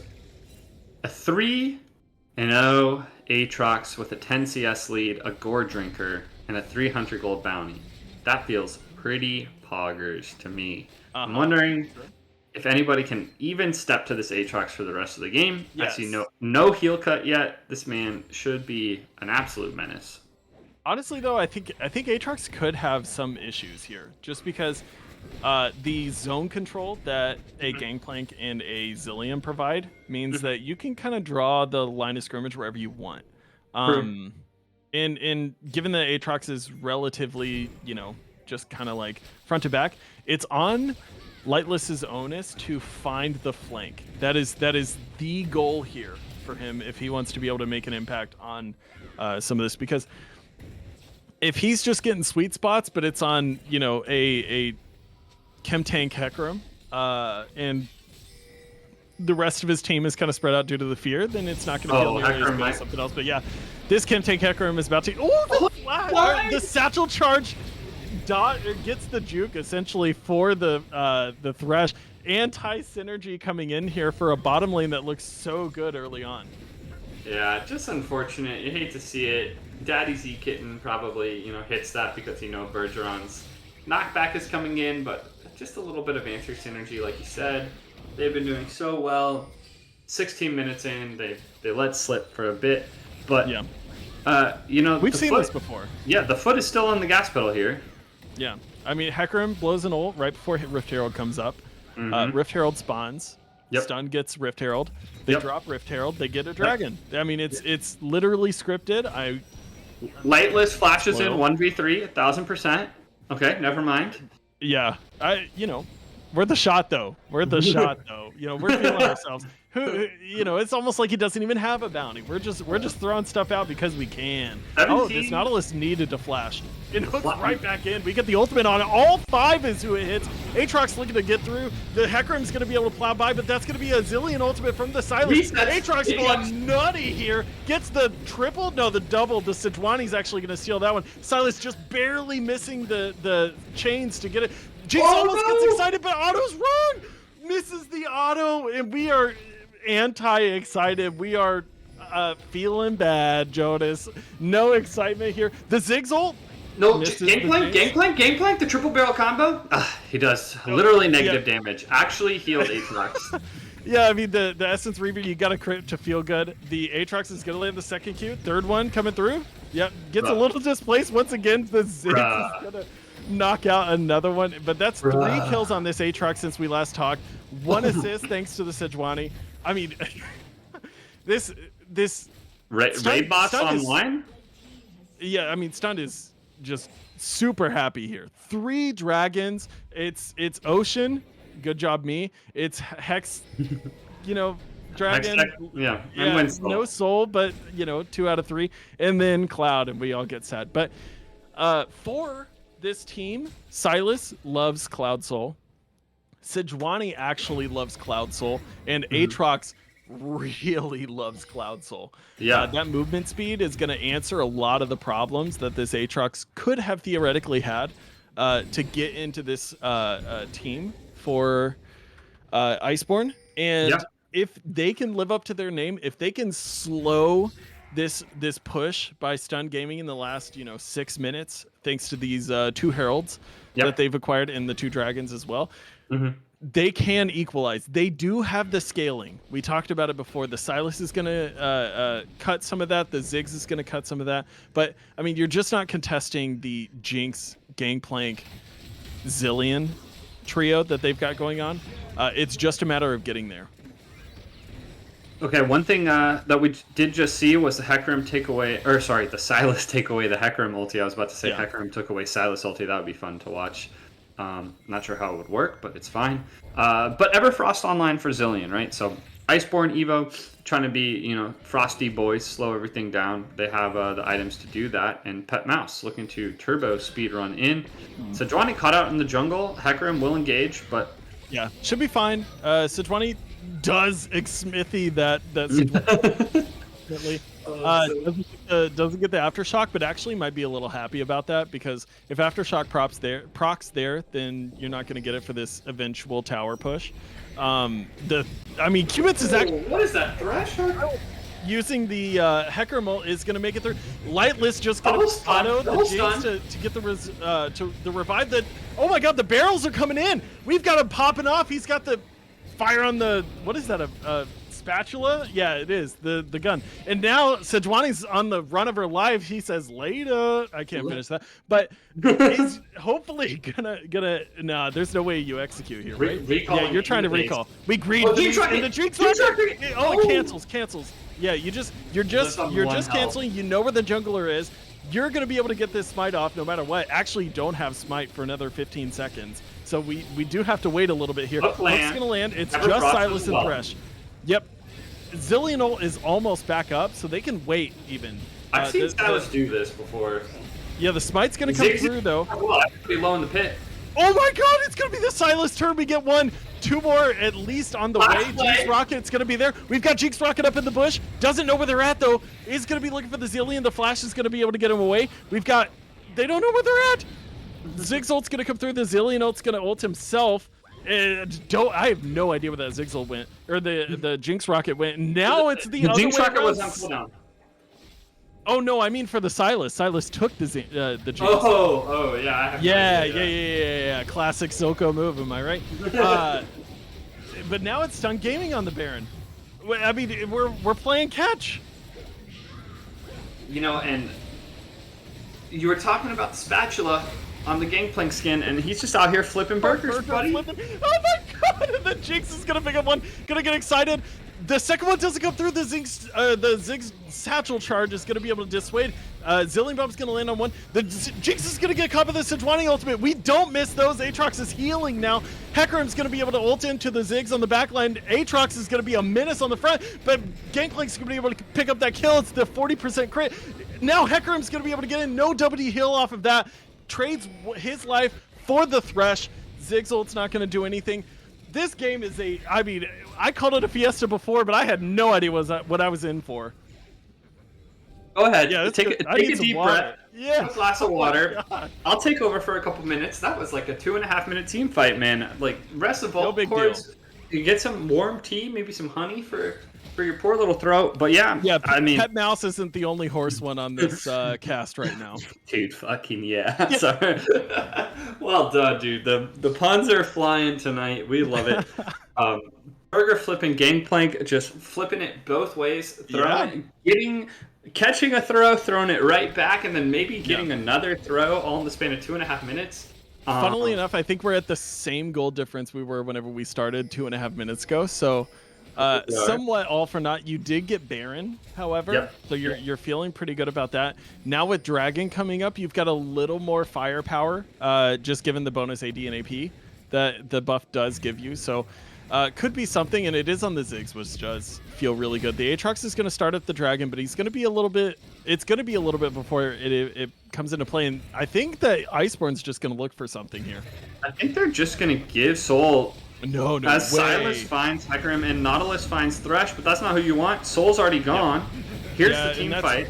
That's you going through middle lane. Now it's the Hecarim actually ulting in. The Aatrox is going to flash forward, get the third Q. Jinx doesn't have the Zillion ult. It's selfishly used on himself. The Gangplank's fighting for his life, but he's going to get third Q right over there. The Aatrox is going to get one, not two. No, he is just two. Sorry, three. I was right initially. 3 kills to this Aatrox. A team-wiped ace. That's Soul. That's tier 2s. That's tier 3s. That's inhibs. And that might be it. I think that's it. You have Ziggs. You have Baron. You have all 5 members. We're pushing down mid lane pretty quick here. 24 minutes. I had called a team fight at 23 minutes, and the game was going to end off it, so I was only a minute early in my prediction. But it looks like we're actually just going to go ahead full reset. Looks like this game might go for another 3 minutes here. Oh, yeah, and I need it. Inject this into my veins. This is perfect. Now, crucially here, the Jinx should be getting LDR soon.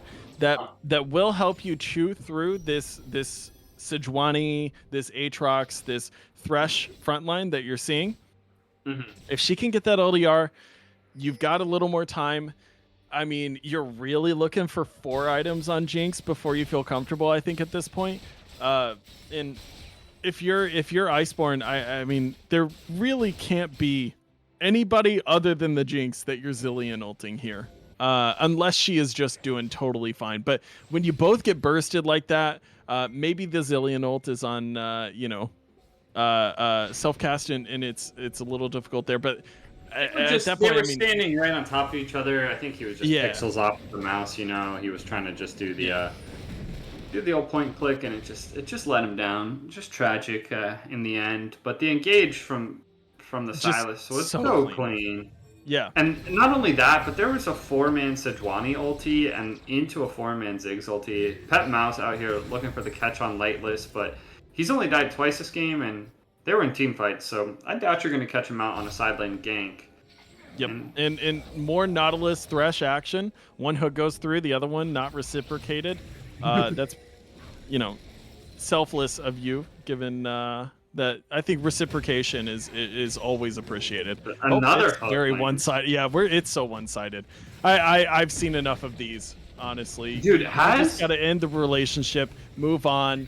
You can't invest more another than land. Now we get some reciprocation. Now ult's stolen away. Okay, huge though. Mostly because, wait, hold on. I want to address this because they're not going to fight. We got like 30 seconds till the wave comes up. It's not stolen. I just realized. Borrowed. No, Sylas. Yeah, it's just replicated. Zilean can still. We're still hanging in there. And Sylas is just playing copycat at that point, and he's going to have to. This Zilean ult gets used instantly. The Hecarim's actually going to get a pretty good engage, but the Ziggs is just free firing on the backline. Zilean's going to be able to hold down Sylas pretty much by himself, and the Zilean ult's going to go on Nautilus. That's probably not who you wanted on. Jinx goes wide. Excited. That's going to be 2. The TP's going to come in, and the Aatrox might make the difference, but they've got the wave clear. It's Jinx, it's Zilean, it's Gangplank. You're doing okay. You might have to give this turret to heal up, but that was a good fight. That was a great fight from the boys on the side of Iceborne Evo. Being able to catch out the Sylas there was just absolutely game-changing. I wish we had seen that Jinx rocket land because there were so many low-health members and she could have gotten the resets, but just went a touch wide over the shoulder of the carries there, and just unfortunate. When they go back in VOD review this, they're going to be steaming Bath is going to be, crying Bath a little bit when he watches that one back. Yeah, I mean, it happens. Execution errors are going to happen no matter what. Nobody's going to play a perfect game, except for the ones that you can't see on my match history anymore because of patch day. So outside of that, you're gonna make some mistakes. You can't really. You got to look past it and go forward. It's going to happen all the time. The main issue that I see here, though, is that with a Cloud Soul, you've got a permanent buff for stunned here. Iceborne at a disadvantage, at least, honestly, in my opinion, for the next 10 minutes. They need to make it 10 more minutes until this Jinx can get that 4th item, that Infinity Edge, which I assume is coming next. And then you've got something that you can really move off of. I think this Hecarim is looking at a Death Dance, which would be a very good option, honestly. Chain Pass Caulfield, I think that's the only thing. Oh, here's the Nautilus hook, though. You're going to be able to catch the Thresh out. The Ziggs Bomb, or the Zilean Bomb, is going to catch it. The Nautilus ult kind of thrown away to the wind, but relatively short cooldown. You've got some CDR in the build, so you're going to be okay. Zilean Ultimate as well. Zilean Ultimate still there. Hecarim Ultimate still there. You've got a lot going on. The Ziggs Ultimate is gone, so you've got advantage here. Let's use it. Sylas Ultimate going to come through. The Hecarim Ultimate is still not used. The Aatrox is going to pull the Zilean back in. He's going to get feared back. The Nautilus is going to go down the fissure. The Jinx is going to follow shortly after. Zilean had to ult the Nautilus instead, and that's going to be a Nautilus going down anyway. The triple kill to the Ziggs. Now we've got Sejuani and Aatrox doing what they did best in the early game, and that's cleaning up this fight. That's going to be 4 for 1. in the long term with the Thresh going down now respawn, and this could be game, Jonas. I think it definitely is, man. I mean, Pepacito Mooncini is going to try and flash over the wall, do some fancy barrel stuff. Lands his first barrel of the game on Lightless. Ziggs ulti will go just where he'll shut him down. But that's not going to be enough. The Gangplank is still alive. The Ziggs does have Satchel Charge to take one of these towers at least. Hecarim's going to come in, but he doesn't have ultimate for another 20 seconds. He's just going to be fodder to the fight. Gangplank shortly after. Sylas picking up the double kill, making the stats look good. Nautilus wants a piece of that. Jinx might be able to turn some of this, though. She gets Satchel Charge back. The Zap's going to miss. The Nexus is going to be focused. I lied about that blatantly to your face. And now we're going to get some damage onto that. No, KDA, you hear the team. That's going to be Stunt Gaming looking for the kill, looking for the Nexus, and looking for a victory, which they have found. Nice. Woo! With that, the boys, they improved to 2-1, and the boys over on the side of hello. Iceborne Evo will go 1-2. Hello to my big ass forehead. Can't There I wait am. to be bald in 1 to 3 years. I should be back. I didn't realize my camera was on. There we go. Not bad.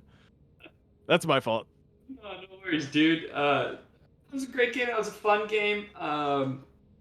Dude, I don't think Gangplank was able to get a barrel down for the first 20 minutes of the game. Aatrox was just actually auto-attacking them perfectly and removing them.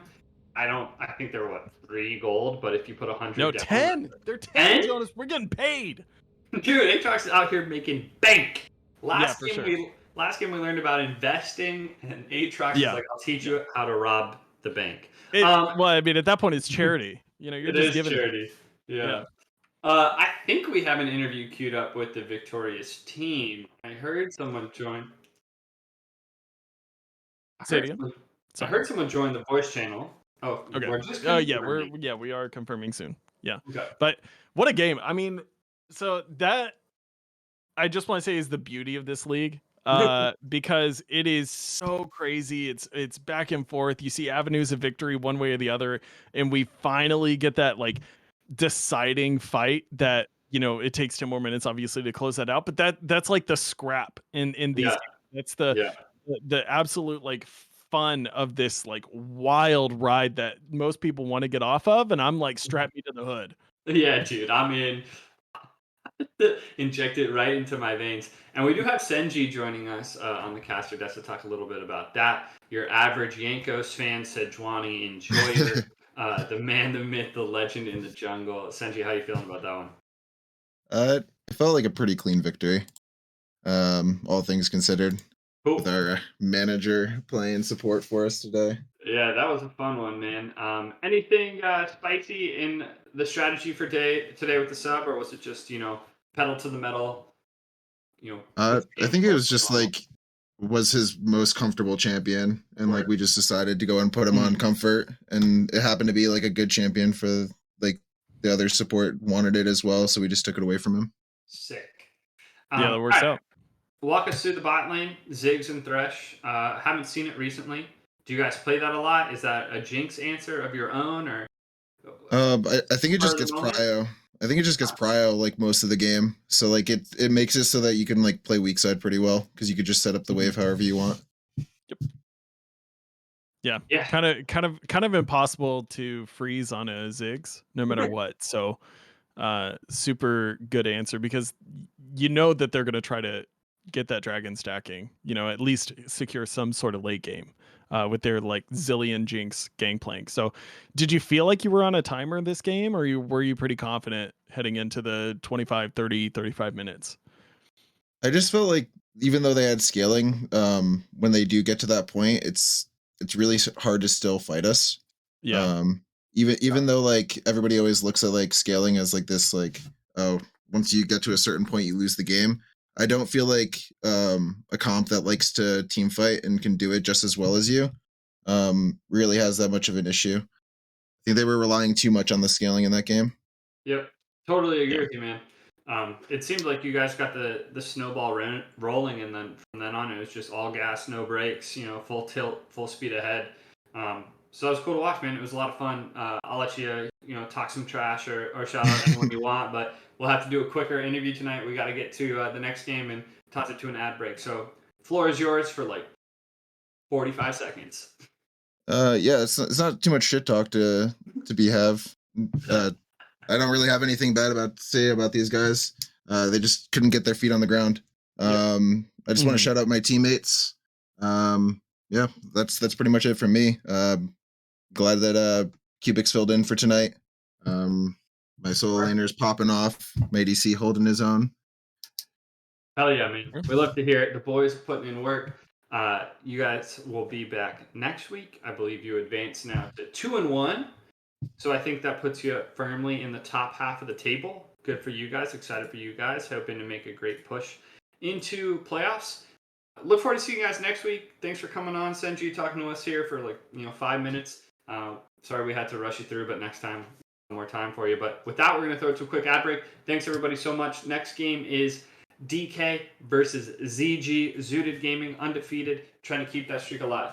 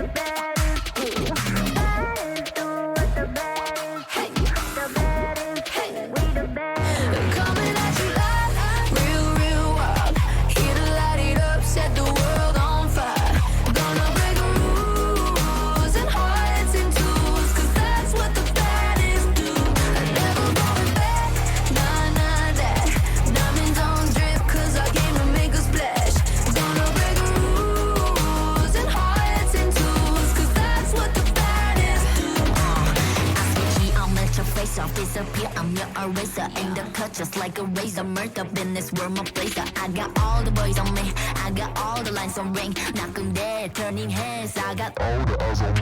Pretty face, 걸어 들어와, 유행 선두자. 원하지만 못하잖아, 애가 타잖아.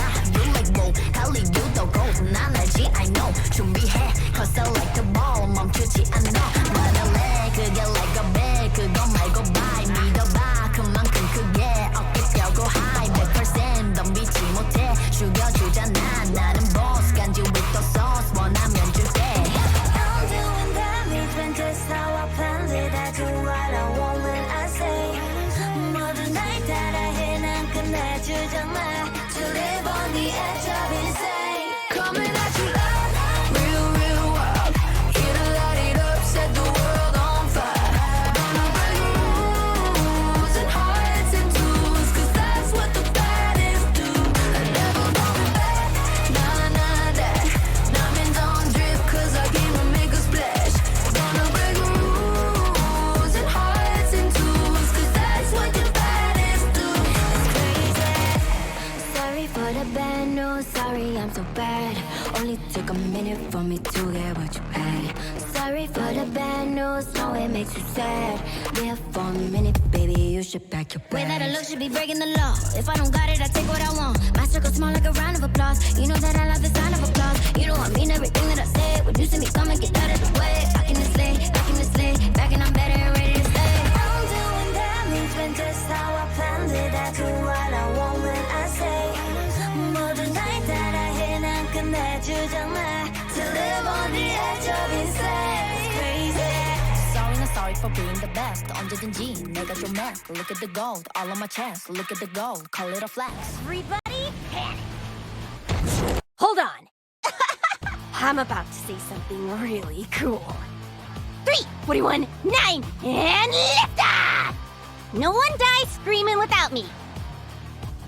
I feel like I forgot to shoot something. You're starting to bore me. She's such a loser. Always ready to cry. Ah, come on. What's the worst that could happen?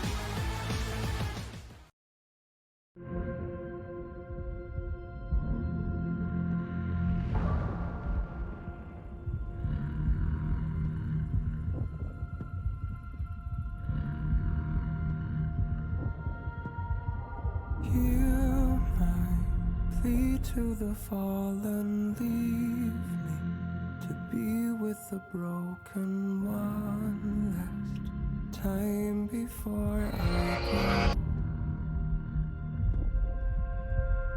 Hold the last burning ember, let us never surrender. May we rise up to the call for the glory and the fall. For the beat and the broken, for the lost and forsaken, let us never surrender. May we rise up to the call for the beat and the broken, for the lost and forsaken, let us never surrender. For the glory and the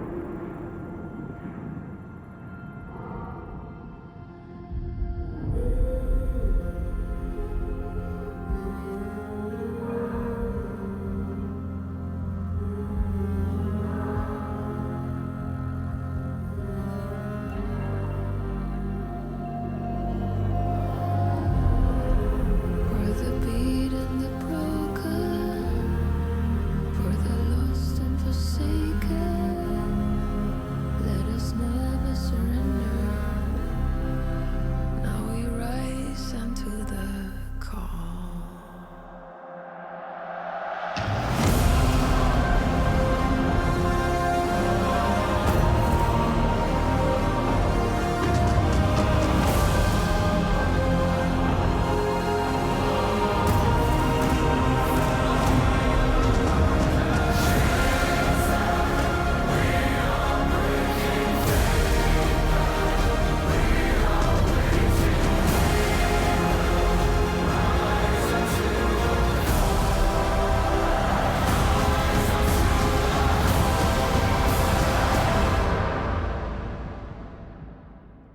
For the glory and the fall.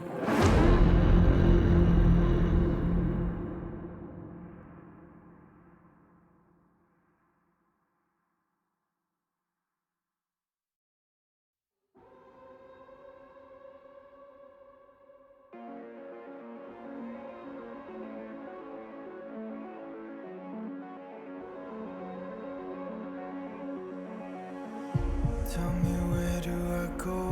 Tell me, where do I take us? Your heart is starting to slow. May the water be safe. As I dive in, blood stains washing underneath the waves.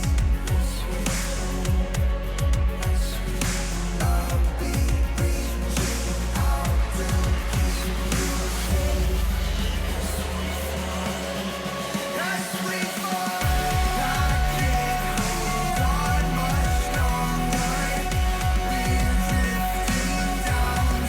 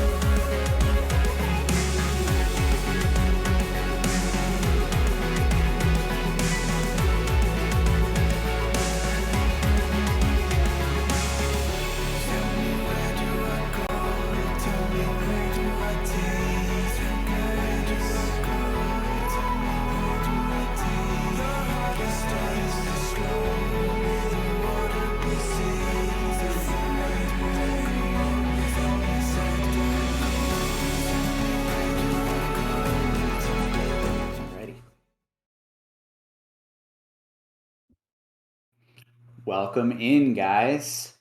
I am Cred. I am joined by Chalfus, and we are getting straight into these games just as soon as possible. How's it going tonight, Chalfus? Going pretty good. How about you, man?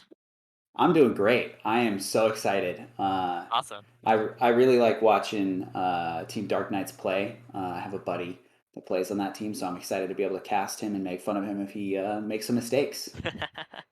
Sounds good to you. What do you know about Zooted Gaming, actually? Not a thing. Not Oh, even gosh. a single thing. Yeah. Okay. So I got word from our producer there that Zooted Gaming will be losing their second ban phase on both fourth and fifth bans due to an emergency sub that they had to do. unfortunate. Mm-hmm. What do you think the Dark Knights like mains are like? Since you know about them, like what do you think their champions are mostly gonna pick? Well, so I know that they've been having some roster issues. I know that players have like swapped around.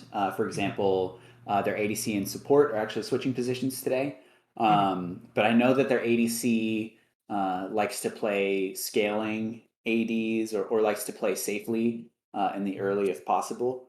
Gotcha. We've seen their jungler on a couple different aggressive picks so far. They played Hecarim last week. And it looks like we are straight well to into yeah.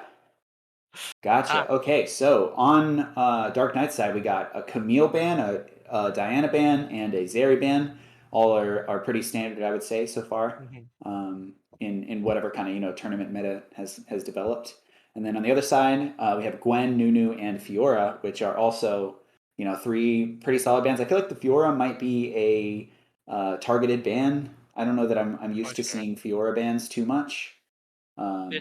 So Seems like a very like top and jungle heavy bands coming out here early. So maybe yeah. like looks like we're gonna see a set top probably, just to, like pick out so they don't get banned out in the later ban phases. Yeah. That plus, Zeri is kind of a mandatory perma ban, no matter Yeah, what. she I think is it's very a strong, very very strong, even despite the yeah, nerfs for sure.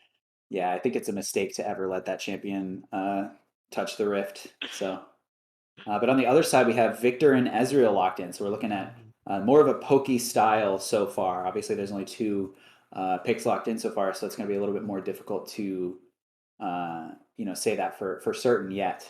But Victor and Ezreal definitely like to poke, so that wouldn't surprise me if they continue to complement that playstyle. Especially going for like a very scaly kind of thing. Ezreal and Victor known for being that late game carries. As we see a Oh yeah, Senna Soraka being picked here, probably going for like the Senna Soraka. starving Yeah, Senna builds, probably something like that. either that, yeah, or potentially Soraka mid. That too. I could Yep. even see Set flexed to support with the Senna and a Soraka top, trying to capitalize on that support top meta. But if I had to guess, just from what we've seen so far, my guess would probably be Soraka mid or Soraka support. And then J4 locked in for our first jungle lock in so far. J4, another very easily blindable champion. I know that Trundle is pretty popular right now. It looks like they banned Hecarim for Zuda Gaming. I don't know if that's. Looks like both sides are. Oh, You okay, know, no. So it looks like Dark Knights actually lost their ban. was Dark Knights that lost Maybe. today? Well, so they have it. They didn't. They chose not to ban. Yeah. So Oh, Dark Dark. Knights. Oh, okay Okay, then. that makes a lot more sense. Yeah, because I was thinking, oh, there's like roster issues on both Yeah. sides, but no, it is just Dark Knights. Gotcha. I think they lost their bans because their top laner was had to be emergency subbed. Heard mid. Or mid. Okay. Okay. I just knew one of their players had an emergency sub. Okay, so it looks like Blitzcrank is Ooh. going to be taken off the table. I actually don't really like these bans from Zooted on the second half. They already locked their jungler in, and I don't know that Jarvan really struggles that much against those two. I would have banned maybe like a Trundle or something like that. Looks like it doesn't matter though because Sejuani is locked in, as well as Gotcha. Tom Kench. So they have some three beefy guys there. So I think you were right on the Soraka mid there. 'Cause it's probably going to be like Senna ADC and Tom Kench support. So Yeah. for sure. Yeah. So and Malphite bot. I know that Senna will eventually scale and start to really put out some damage, but outside of that, we're kind of lacking on some damage unless Set goes for a more aggressive build here.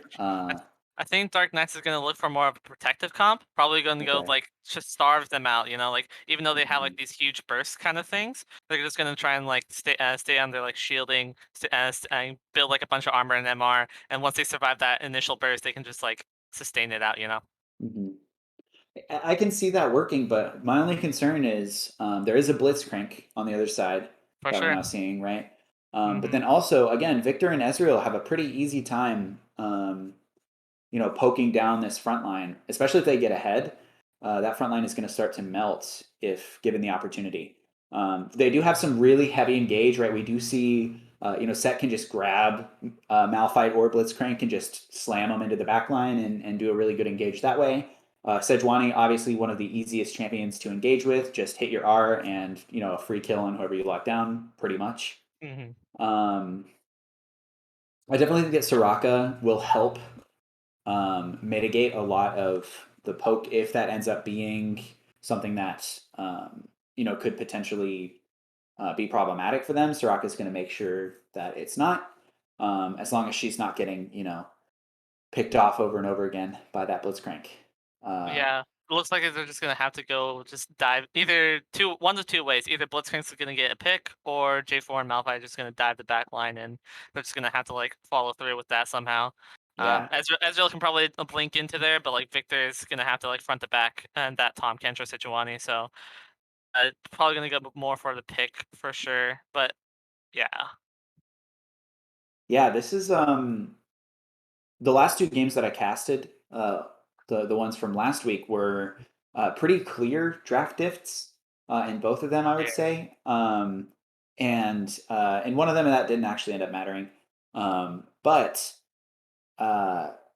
this one, I'm having a little bit of trouble with. Honestly, it's there's a lot of different pieces that can swing one way or the other that will really determine, I think, where this game ends up going and how these teams have to sort of develop as this game goes on further. There's a lot of critical, like, I guess it's just players are going to have to play consistently and patiently and smart in order to really lock anything down and make certain that they pull out a victory here, because just looking at these team compositions and not taking into account any player skill or anything like that. Yeah, I mean, I'm having a hard time. Do you have a clear favorite for one of these two, just based off of this draft? I think I'm looking and rooting for more for Zood Gaming. I think, Yeah. and because the Dark Knights, they won't have much early pressure on. I think Victor and Ezreal will be able to scale, get their, Ezreal will get his Mura mana and be able to dish out a bunch of damage. Victor will be able to get his Ludens and other core items, and that'll just be like another like huge burst. Even though like they are very tanky for sure, I think they can also like burn them out and probably out sustain them for sure, or like deal enough damage to get through their sustain, I guess. Yeah. You can go like the grievous wounds. You can like go the shadow flame and just like deal with all these kinds of issues that the Dark Knights have with their comp, for sure. Gotcha. Okay. Yeah, if I had to, try to lean one way or the other, I think I'm leaning towards Zooted's draft as well. Dark Knights came out pretty strong. I think with these first three picks, like they had an idea kind of what they were looking to do, which makes me feel like they might be, a little bit more confident in it than we are. But yeah, I mean, it's going to be pretty tough. Like Ezreal is not really killable unless he's hit by that Sejuani R or he gets stunned and then silenced. But really, outside of that, like there's not a lot of ways to get onto this Ezreal at all. And that's going to be really problematic for a team who has, no way of getting in. Yeah, Dark Knights are gonna have to somehow deal enough damage to front to back their team comp and have to go and kill the J4 fast maybe even just ignore the Malphite in general and ignore the Blitzcrank and just go straight to the back line. But it's gonna be really hard with that Malphite ult, that Blitzcrank hook, and Blitz knockup. So Yeah. maybe they can go like some like Shirelius. Maybe they can go some kind of movement speed kind of thing to like try and get into that back line. But we won't know for sure until we'll see the game. But Yeah. yeah. Yeah. I'm curious what they would have banned if they were given the opportunity. Maybe more top laners possibly because since their ADC mid and jungle were pretty much locked in, they could have like gone for more the tanks probably. Maybe Malphite's like not the best. I don't even know if Malphite's the best pick against this Dark Knight's comp anyway. But and I don't know if it really complements what they're trying to do on the other side of it, right? A Malphite ult is very heavy engage. And like Victor's got follow up, Ezreal's got consistent damage, but we don't really see a lot of burst. You know what I mean? Like there are no assassins who can follow that up and really shut someone down. So as a fifth pick, getting counter pick, all of that. Malphite's questionable. Maybe it's a comfort pick. Maybe they have some insight into what they're trying to do more than I do. Right. But yeah, it just feels kind of a little bit out of place, I guess. Yeah, I think maybe they can go for like a J4 ult into like a Victor ult, try and like keep them in with that kind of burst with a laser and everything.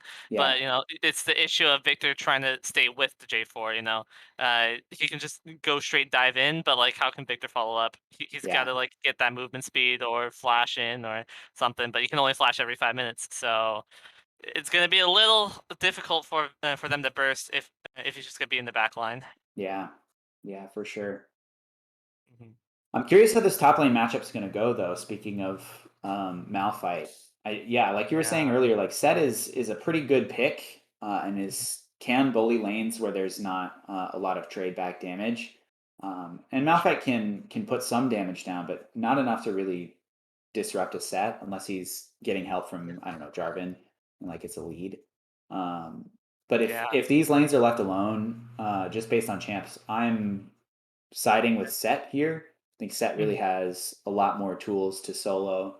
And I expect we're going to see probably some Malphite ultimates back towards his tower for the first couple of times that's available if Set is playing the way that he's supposed to play this matchup. Malphite's going to try and have to neutralize that wave as much as possible because, he can't really do much against that Set since, unless if he goes like some AP build, but I highly doubt that since they're pretty squishy if they do. So I think he'll have to go some kind of armor build, even though they have like some mostly magic. I could see the Malphite taking the AP build just to have that follow up, have some damage for that J4 ultimate. If they are keeping these people locked down and doing what they're supposed to do, then having that Malphite damage to completely nuke one or two or maybe three members of the Dark Knights would be wonderful. Oh, for sure. Okay, so we're seeing a 5-bot start here. Yeah, looks like they wanted to like maybe see if they can counter invade if Zooted wanted to go for that, but looks like they're just gonna go for some standard 5-point, even though they did have a blitz. But I guess it's fine. They just want to be protective, get their normal start, and just go with the flow with that. Yeah, nothing crazy. People being safe. For sure. Standard stuff.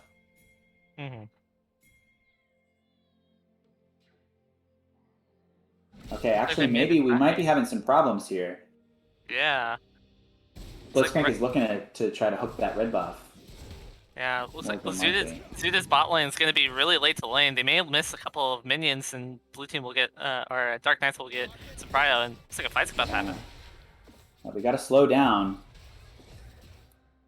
Just some poke from both sides, really. Nothing crazy yet.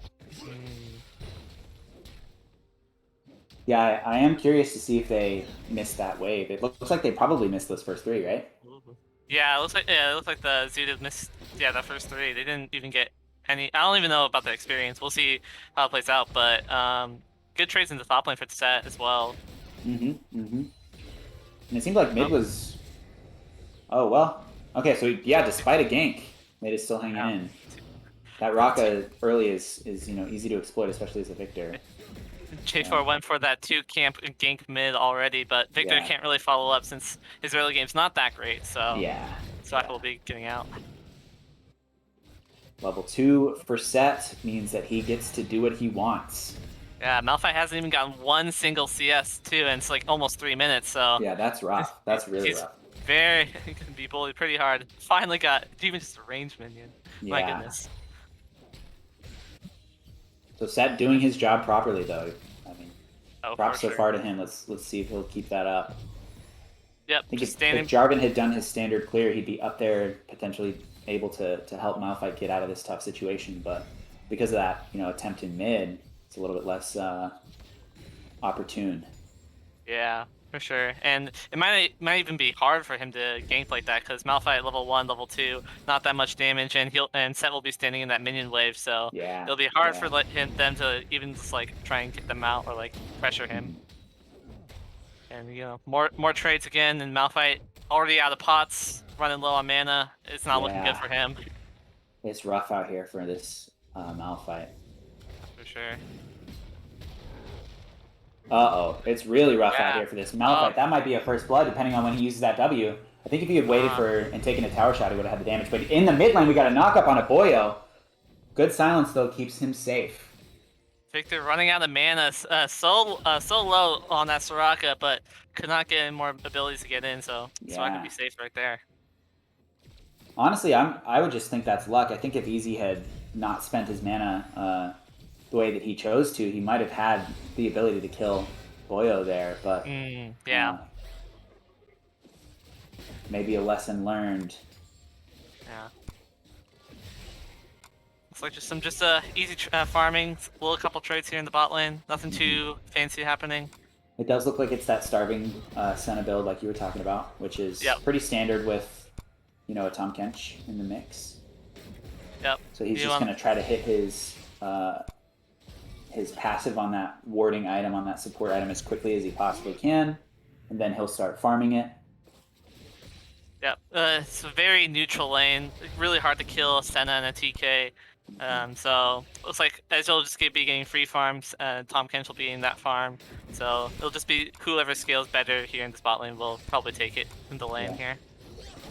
Now, despite all the pressure that Set has been applying, Malphite caught back up. It's 22-27. There is, about a wave, probably about 10 minions more in favor of Set, but that, it was 16-0 farm, I think, at that 3-minute mark. And it has definitely, he has stemmed the bleeding even just a little bit. For sure. I think if Malphite probably ends the lane only like 10 or 15 CS behind, I think I'd probably call that a win for Malphite since he's not that too strong into Set. But, for sure. A good trade by Malphite there, up ahead already and actually poking him out. Yeah. Yeah, that was a good base timing there from Malphite because he is... Oh, okay, there's a hook on the Blitzcrank. There's a knockup as well. And it looks like that's first blood going down. Tahm Kench is going to die. Or actually, no, sorry, that was Sejuani went down. We do see Set with an ultimate, and Malphite does not yet have his. Okay, but no further engagement up top. Yeah, I'm curious what happened there on the bot side. I saw that Sejuani got hooked by the Blitzcrank, but I'm curious why he was there because we saw that he was warded out. Maybe J4 wanted to look for a gank into the bot lane and was probably in the tri-brush and Sejuani just got caught at the wrong place, wrong time kind of thing. Yeah, so, yeah, maybe. That's what I would think, but never know. Now, if I'm not mistaken, the Soraka mid is not really supposed to be the one who's farming all that much. From my understanding, you're supposed to take like a power farmer in the jungle, or even in bot lane, really, and then send that person into mid to sort of collect some more of these waves. At least that's what I've been seeing, in professional play. I think maybe like a starving build for mid lane would go for like a power farmer jungler, or like a hyper carry. But I don't see too many hyper carries in the jungle as much anymore. You just have like very huge engage like Xin Zhao, J4, Diana, such things like that. Typically, it's the Soraka mid is paired with like an Olaf. So that actually was a good ban. I had Oh, earlier that's said, true. I Yeah. had said, oh, maybe Olaf is not the best ban. We already saw the J4, but if they're trying to target that power farming, starving mid build, that's actually a very good ban for them to have adapted. So if that was the case, props to Zooted for reading that and shutting that down. Okay, now we do see the recall came through for Set, so now Set has his items, and it does look like he's going to go more of a damaging build. It looks like he's starting with a Bork. I'm not sure actually if that's a standard Set build. I actually don't really know. I don't play very much Set. No, I've been seeing a lot more like Gore Drinker, at least in like solo queue kind of thing. So Bork's a little weird. I mean, maybe you want to go like lethal tempo with Bork, so you can like keep rocking that passive. But yeah, I guess he's just going for Conqueror Bork. So that's interesting. they do have. I would say that there's enough health on the enemy team that a Bork isn't terrible, right? It's just That's true. Yeah. it's a little unorthodox from what I can imagine. There's a stun, good damage. My only comment: Immortal Aegis is using his W a little bit too early. He's not allowing it to stack, and now that he doesn't have access to that ability, Malphite, with the right combo, could maybe even kill Set here. Although if he waits this long, yeah. Okay, so there's an ult back to tower. Of course, it's ult. Okay. Yep. You're right. He had to.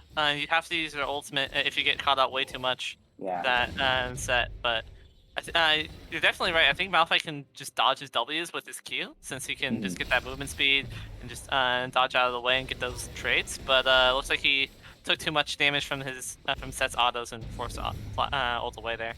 Yeah.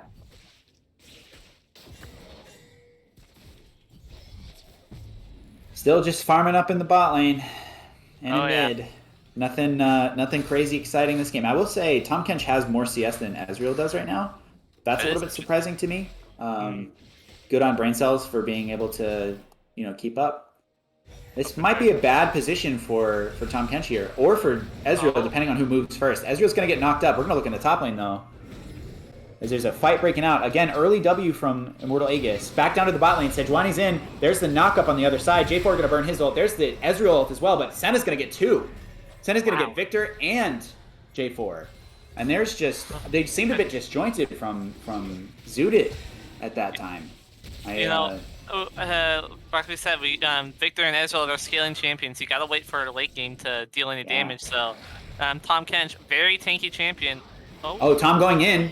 There's the knockup. The hook is certainly going to get him under tower, unless an ultimate gets put down. Okay, so their target is Blitzcrank, and he is dropping low. There's the heal, but it might not be enough. There's a flash and a tongue is going to secure that one. Ezreal looking like he might be in trouble, but actually Tom Kench taking way too many tower shots. Down he goes.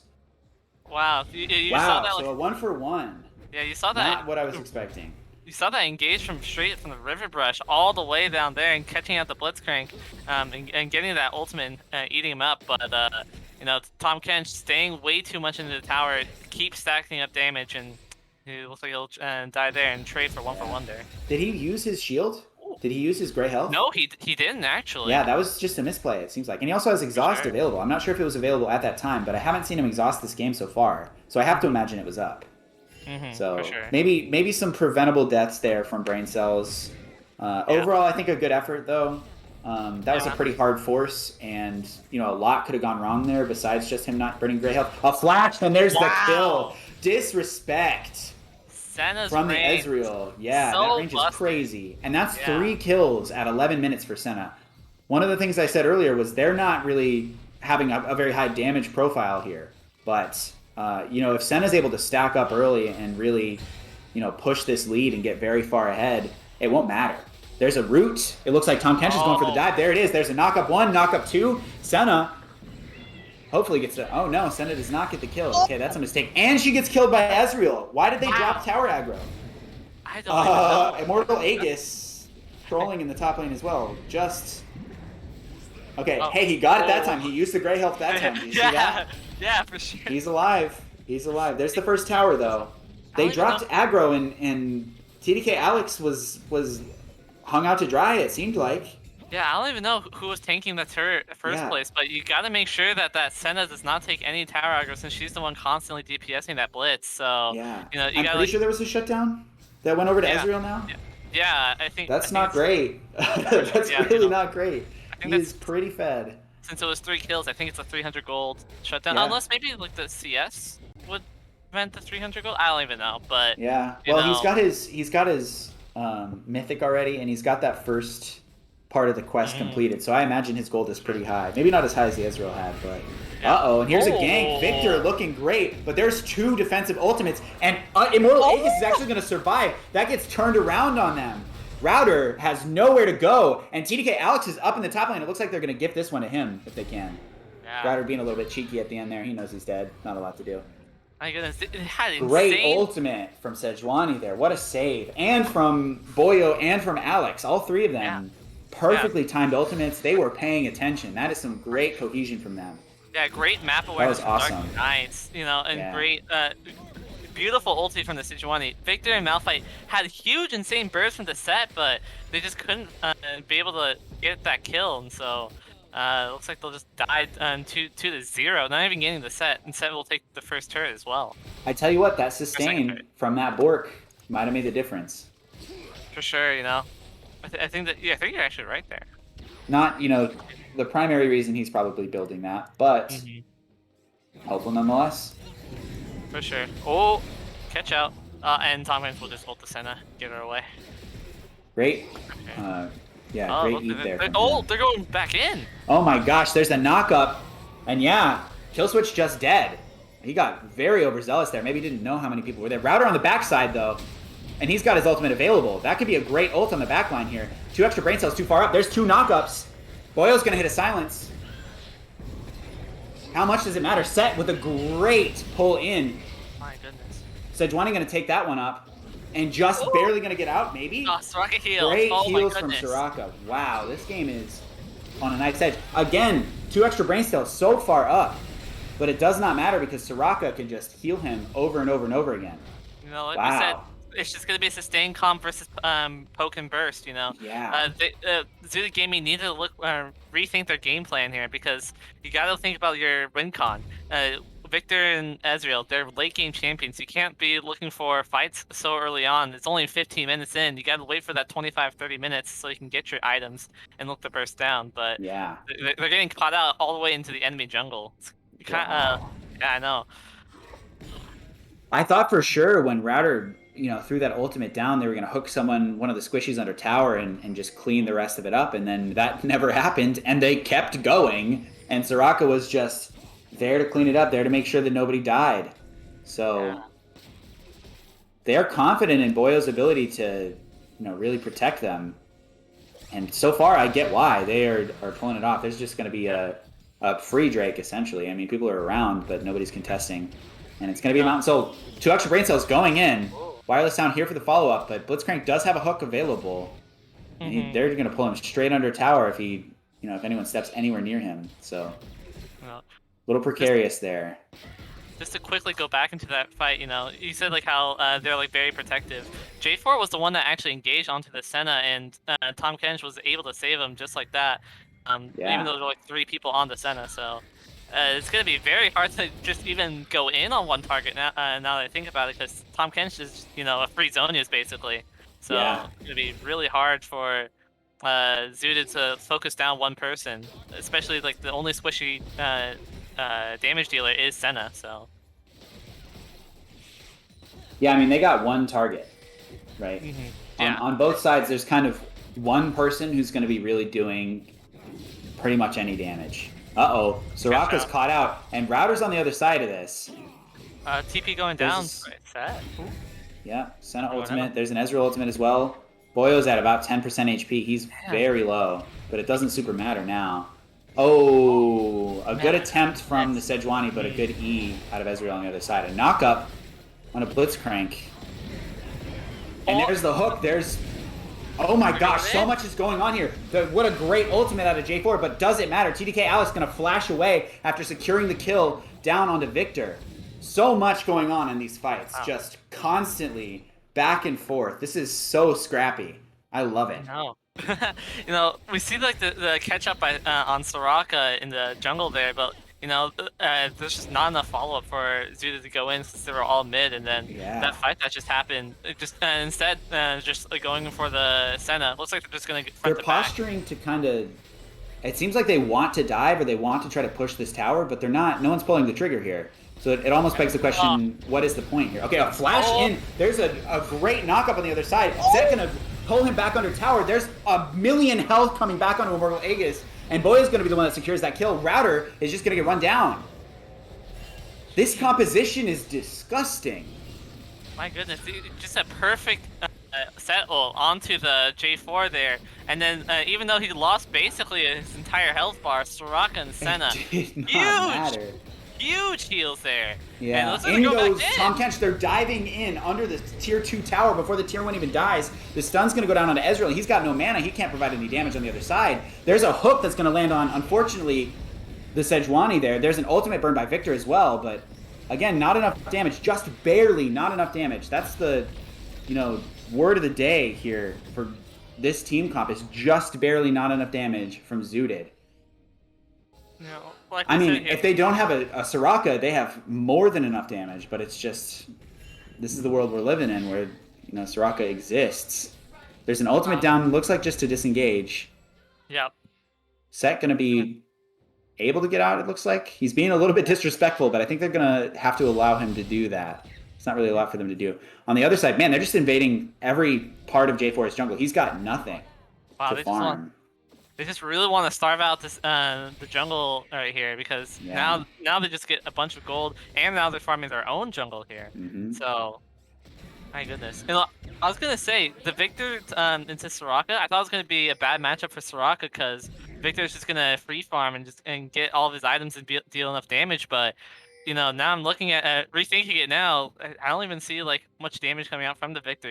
Like half helping people. But he kind of dropped the ball a little bit, I think. Yeah, I mean, I know that this isn't necessarily an easy matchup to just snowball into, right? You can't really bulldoze a Soraka ever, but I mean, this is just catastrophic. She's doing whatever she wants.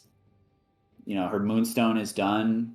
Like, she's exactly where she needs to be every single time. Boyle playing Soraka perfectly this game, in my opinion. For sure, only like the one catch out in that tri-brush from J4, but was able to get away because Zooted was just all mid. So, and this is with an emergency sub, right? Yeah, I think the mid laner was Dark Knight's mid laner was the sub. So it looks like he's playing very well, out of his mind with the Soraka. Honestly. No, you don't even have to like carry. You just got to be supportive of your team. Router stepping a little bit too close. They, potentially could have gone in there and not a lot would be able to be done. He'd have to ult out potentially, but hopefully Blitz can get this hook and just catch them out. Just one person, just burst them down. Hopefully they can do that. They're gonna start the Drake up, get some pressure down on it. There is still vision though. Nothing is. Oh, there's the engage. Wow, double knockup. And that's a great engage out of Zooted. How much is it going to matter, though? Boyo is on the backline healing everybody. And there's the peel from Set. He's in the backline as well. Router going down. And it looks like on the front side, Easy is trying to assassinate people, but it's not really working. They got Alex already, but how much does it matter? And it seems like the answer is not at all, because Boyo can just put out damage himself, apparently. Wow, what a great engage out of Zooted, and look at how much it mattered. Not at all. Yeah, they just don't. They're too far ahead. They don't have any consistent damage. They don't have like the Jinx or Aphelios or Kog'Maw. They just only have the burst of Victor and Ezreal, and so once you do that burst, you got nothing much left, and so they can just out-sustain it. You know what? I think they win that fight if they just poke. If they let TDK set up, and if they let them start to take this Drake, and they try to hit good skill shots on the important members, that fight goes a lot differently, I think. If they're able to take Soraka and Senna out in that fight, I think that fight goes a lot differently. Yeah, it looks like they have to like simultaneously focus both of them at the same time and not just one. And you know what? If they bunch up like they just did, I don't think that's too difficult a task. I think as soon as you land a J4 ultimate, right? The Malphite ultimate is free unless they're burning 5-minute cooldowns. So. Yep. And I think you're right about the poking, right? If you poke them down hard enough, that Soraka's health is going to keep going down and down. Yeah. Maybe Senna can heal Soraka back up, but if you just keep poking them out and starving them to resources, I think that might be also a good game plan here. Yeah, for sure. I don't know how much it matters at this point, though. Now Yeah. it's Soul Point. We have a Baron already been claimed. 6,000, almost 7,000 gold lead here for TDK. And you can just see it's not looking great. You can just see the amount of sustain they have. You have Sejuani with Warmogs. You have Soraka with the Moonstone, and you just see Tom Kench just going super beef. You have so much lifesteal with Set. Oh my god, how are you gonna kill this team? I don't even know. Not to mention the healing from Senna as well. Yeah, true that. Even though she has like full AD builds, she's just gonna be healing up as well as dealing damage. Yeah. My goodness. It'll be, incremental, but it is still obviously like increments has been what has decided these fights in these games, right? So I'm curious at the end of the game potentially what her healing stat will look like and how much that would have mattered. Yeah, I don't even know how Zoot can come back from this. Even with the amount of like burn or like Oblivion Orb with Victor, or even if you get like an execution with Ezreal, I don't even know how you'll be able to burst them down with all their sustain. I kind of feel bad for Ashton because he's been kind of doing everything right. I mean, he hasn't, been solo carrying because that's not the way. Oh, but maybe there's an engage here. Victor going to burn his ultimate very early. Router in a position to maybe ult a bunch of people, but he decides against it. There's a great hook onto Alex. He's going to burn his flash, but Tom Kench is there to keep him alive. But that is a huge critical cooldown. There's an W in from Tom Kench. No engage, no follow-up. No. Just a couple that was dangerous. That was scary for Alex there. I think we're just going for like a trade of ultimates, trade of I don't even. Oh yeah, a trade of a flash there, two flashes, Victor and Senna there, but nothing much going on here. Just like feeling each other out, even though the Dark Knight is still really ahead. Yeah, but like I was saying earlier, Ashton just doing everything that she can. I've just been told Ashton is a she, so my apologies there. But playing out of her mind, truly. I mean, 5-1-0, despite the rest of the team, being pretty far behind. I'm sure that the gold differential not going to look great if we look at it now, but she was keeping up, I would say, pretty well throughout the laning phase. Yes, we got 9,000. Yeah, so actually she's ahead in gold over Senna. Obviously, we're going to see a huge discrepancy with Tom Kench farming, but it's pretty very minimal kind of thing. Only like a 50 to 100 gold difference there. So Senna not too far behind from the Ezreal there. Ooh, with Sejuani ult means no further engagement, but if that had hit, that would have been not good. I'll just say that. We got 1 minute until this Mountain Soul is on the table for TDK. And if they get that, I mean, you just nullify any ability to poke. That is probably the worst Drake that Zooted could see at this point. Yeah, that shield is going to be massive on both on that team there, and especially with all the resistances with Sejuani and Tom Kench, and with the sustain. Yeah, I mean, there's no way Victor is able to really step in and burst anyone down ever if they get that. I think they're pretty much. I think there's basically two raid bosses at this point with Sejuani. Yeah, there's an ultimate that's going to hit too. The Ezreal ultimate's going to be a great follow-up, but a great ultimate out of Tom Kench means on the back line they're fine. Wow. Jarvan's going to go in, but he's just going to get melted. And on the front line, Set is still at full health, and Easy has to run away. All of them are on the retreat, and it does not seem to matter how much damage they're taking. Immortal Aegis dropping super low, but again, that's not relevant. Boyo actually dangerously low. TDK Alex going to clean up Blitzcrank here, but it's still a 4-for-1. 4-for-2. 4-for-2. Okay, down goes Sejuani as well. So 4-for-2. Honestly, I expected worse out of that fight, but it doesn't even matter. Like, they're just going to claim this Mountain Soul unless Ezreal can get a miracle steal here. I mean, she's been playing well. I don't know if it's even possible. Yeah, there goes the Mountain Soul. Uh-oh, they're going to lock her down. She gets over the wall, though. Great timing on that. If you just saw that engage, there was a huge amount of burst, and they were about to kill them, but like, the Tom Kench was healed almost to full in an instant, and had shield. It was so hard for them to kill them with all those bursts, and unfortunately, they weren't able to do it. 2 extra brain cells, using his ultimate, perfectly though. I'll say that. Credit to him. Yeah. He's saved Alex probably 3 times, 4 times throughout this game so far. Yeah, this time he saved the Soraka from dying, so Yeah. that's huge, especially since Soraka got that ultimate off, and that kept the set on full health, who was tanking all of that damage, so... Yeah. That was literally a 1v4 for like 4 seconds, 5 seconds, where Set was just hanging out in the middle of the enemy team, and nobody could really do anything about it. Yeah. Obviously, Soraka ult is going to make that a lot easier for him to do, but I think even without that, he probably doesn't die. You know what I mean? He was at literally full health, so just not really any options here. The Baron's going to spawn. They're going to watch them take it, I guess. No, Router's just going to say, I would rather die. He's going to burn his flash, but he's stunned. He gets hit by the Sejuani ultimate. A great ult and a choke point, but look at the damage it dealt. Not any at all. There's the Set ultimate and the J4 ultimate. It looks like J4 is dropping down here. And again, frontliners being frontliners, nothing that they're going to be able to do. The Blitzcrank gets knocked up.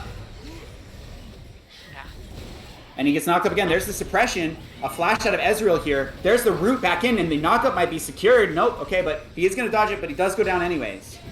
And again, 5 for 3 so far. 5 for 4. It's just, what do you do at this point in the game? You have Mountain Soul. You have Soraka doing her thing.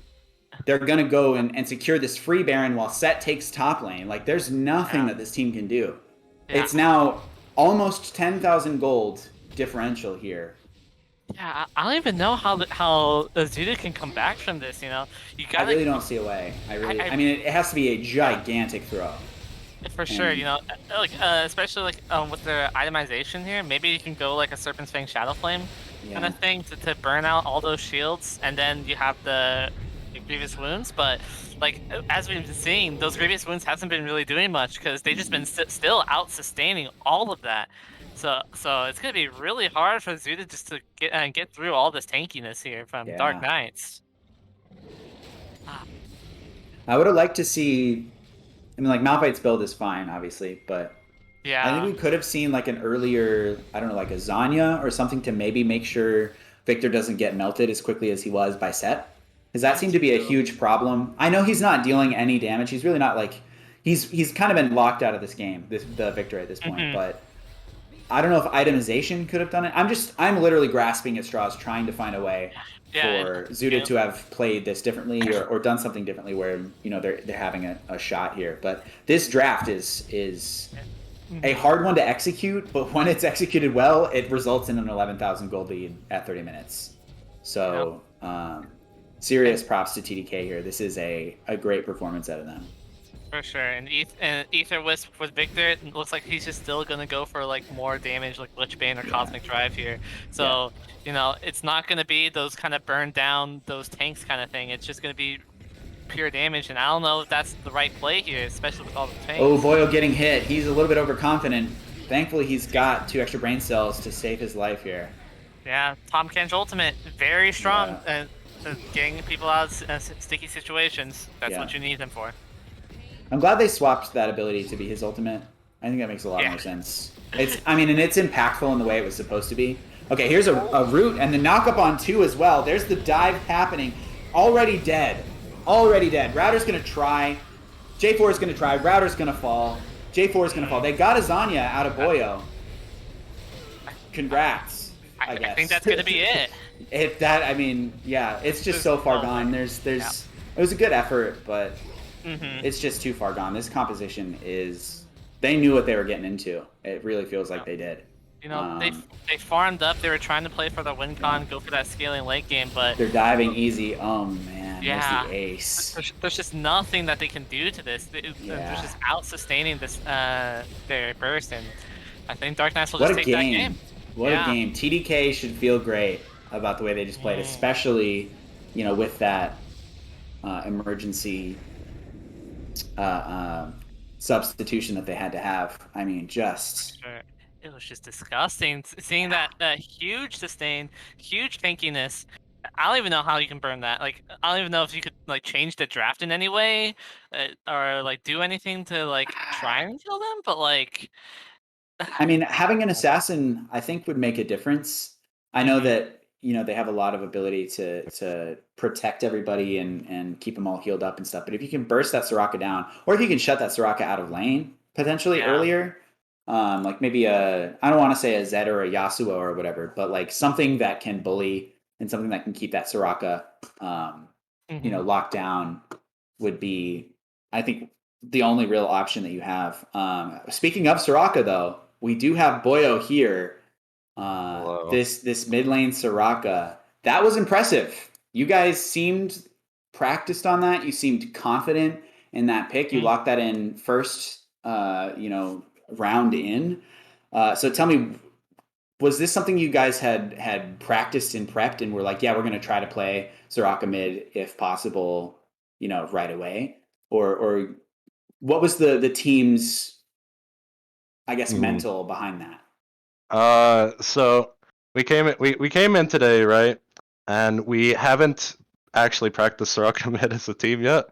But I was playing it in solo queue, and we're about to first pick Victor. I don't know if you guys saw the Victor hover. We were about to first pick it. They pick in response, and I'm just like, dude, like it's a Soraka game.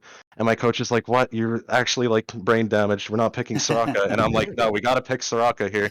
And we picked Soraka, and it just honestly kind of worked Mega out. Brain. Yeah. Wow, that was crazy. I don't know what happened. My role is so bad nowadays that you have to play enchanters to actually win games.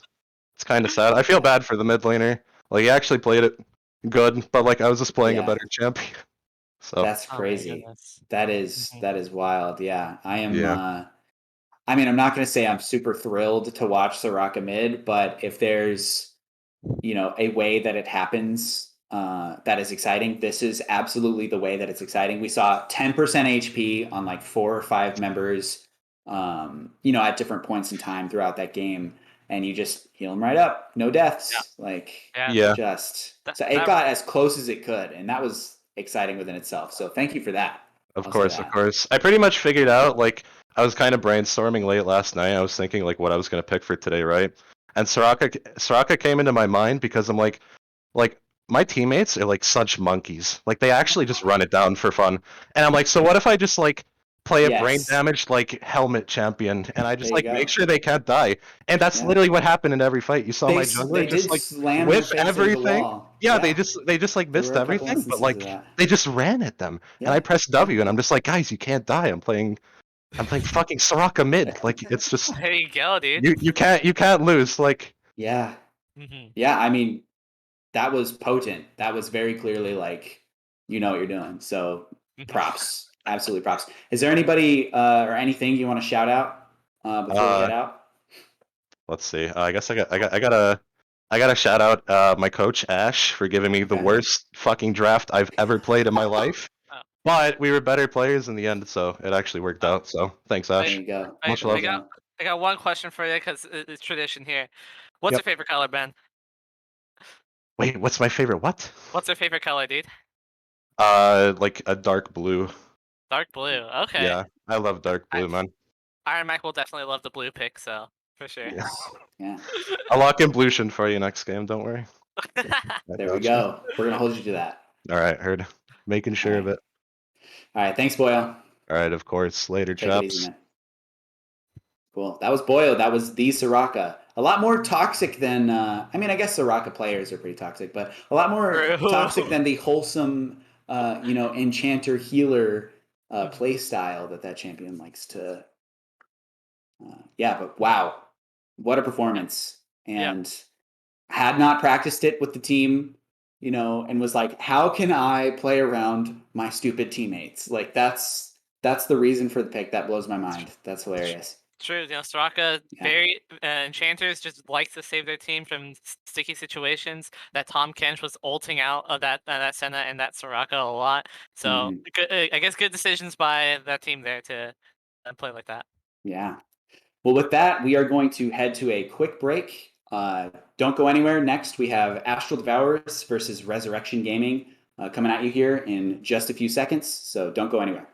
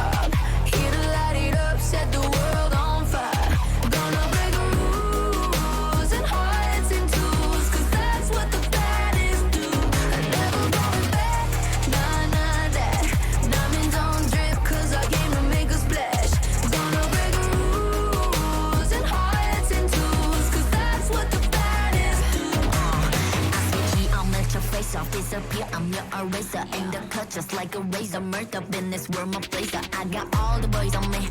I got all the lines on ring. Knocking dead, turning heads. I got all the eyes on me.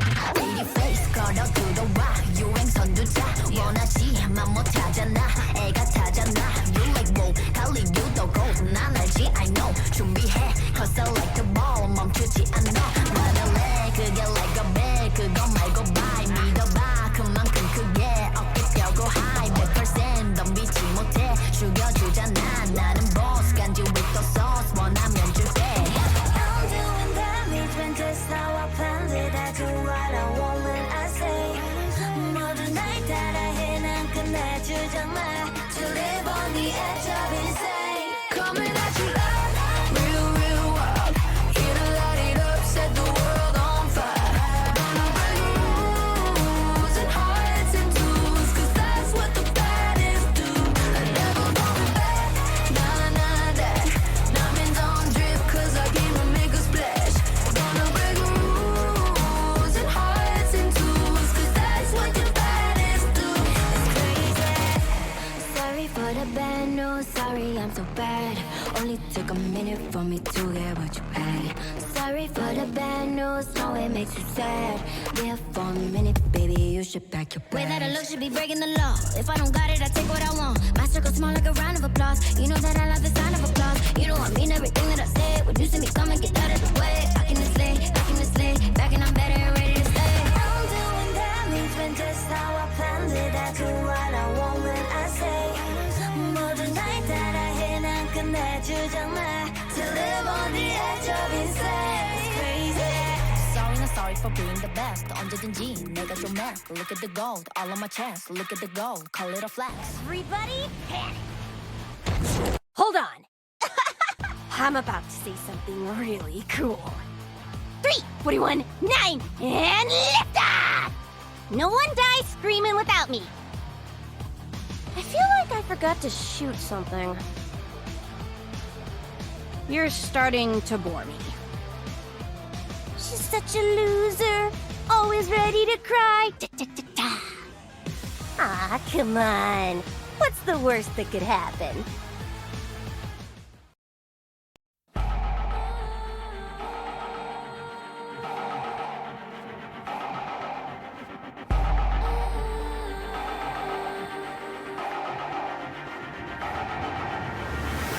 Do we fight to hold our heads up high and beat the drum to what we love? Risk the fall, or we have felt it all come crashing down from far above. Stars are rising, countless worlds colliding. Only one will take it all. Can we bring to fall the giants? Can we make the final call? We are the ones to ignite the darkened skies.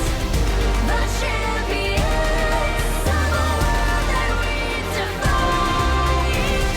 A soul ray of the few who rise up high. And we all fight at the last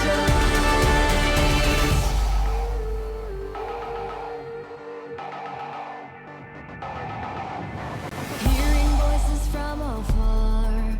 Join the madness when the curtain falls. Risk it all, hold nothing back. Seize the day, we must attack. Stars are rising, countless worlds colliding. Only one will take it all. Can we bring to fall the giants? Can we make the final call? We are the ones to ignite the darkened skies. The champions of a world that we defy.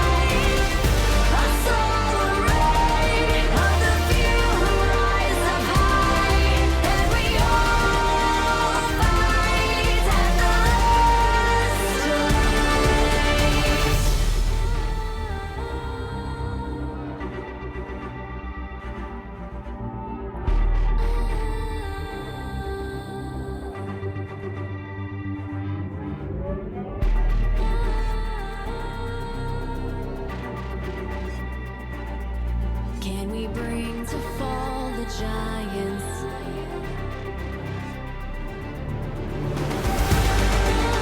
Can we bring to fall the giants? Can we bring to fall the giants? Can we bring to fall the And welcome back, everyone. All right. So after that victory from TDK, up next we got Astral Devourers versus Resurrection Gaming. Both of these teams, as I'm being told, are 0-2. So one of these teams is going to get some redemption, get some wind out of their sails, hopefully get some momentum to, claw it back as the season progresses. Mhm. Yeah. Know anything about any of these two teams here? No, No, not no. really. Okay, I know that one okay, of them is part of Astral eSports. for sure. So one of them has probably a little bit more hype in the chat, if I had to guess, or Okay, people that are rooting for them. So they might be the crowd favorite. I could even be wrong about that, though. I don't really know. gotcha. Yeah, but I do have a correction. So we did say it was mid last game who Oh, was the sub, yeah. but it turns out it was the top laner. Just for clarity's sake, Boyo is part of the main roster on TDK, and Immortal Aegis is not part of their main roster. So just thought I'd throw that out there Mhm. for clarity's sake. And looks like I got a little rumor here. It's not confirmed or anything, but Astral Okay. Devourers, if they lose this third.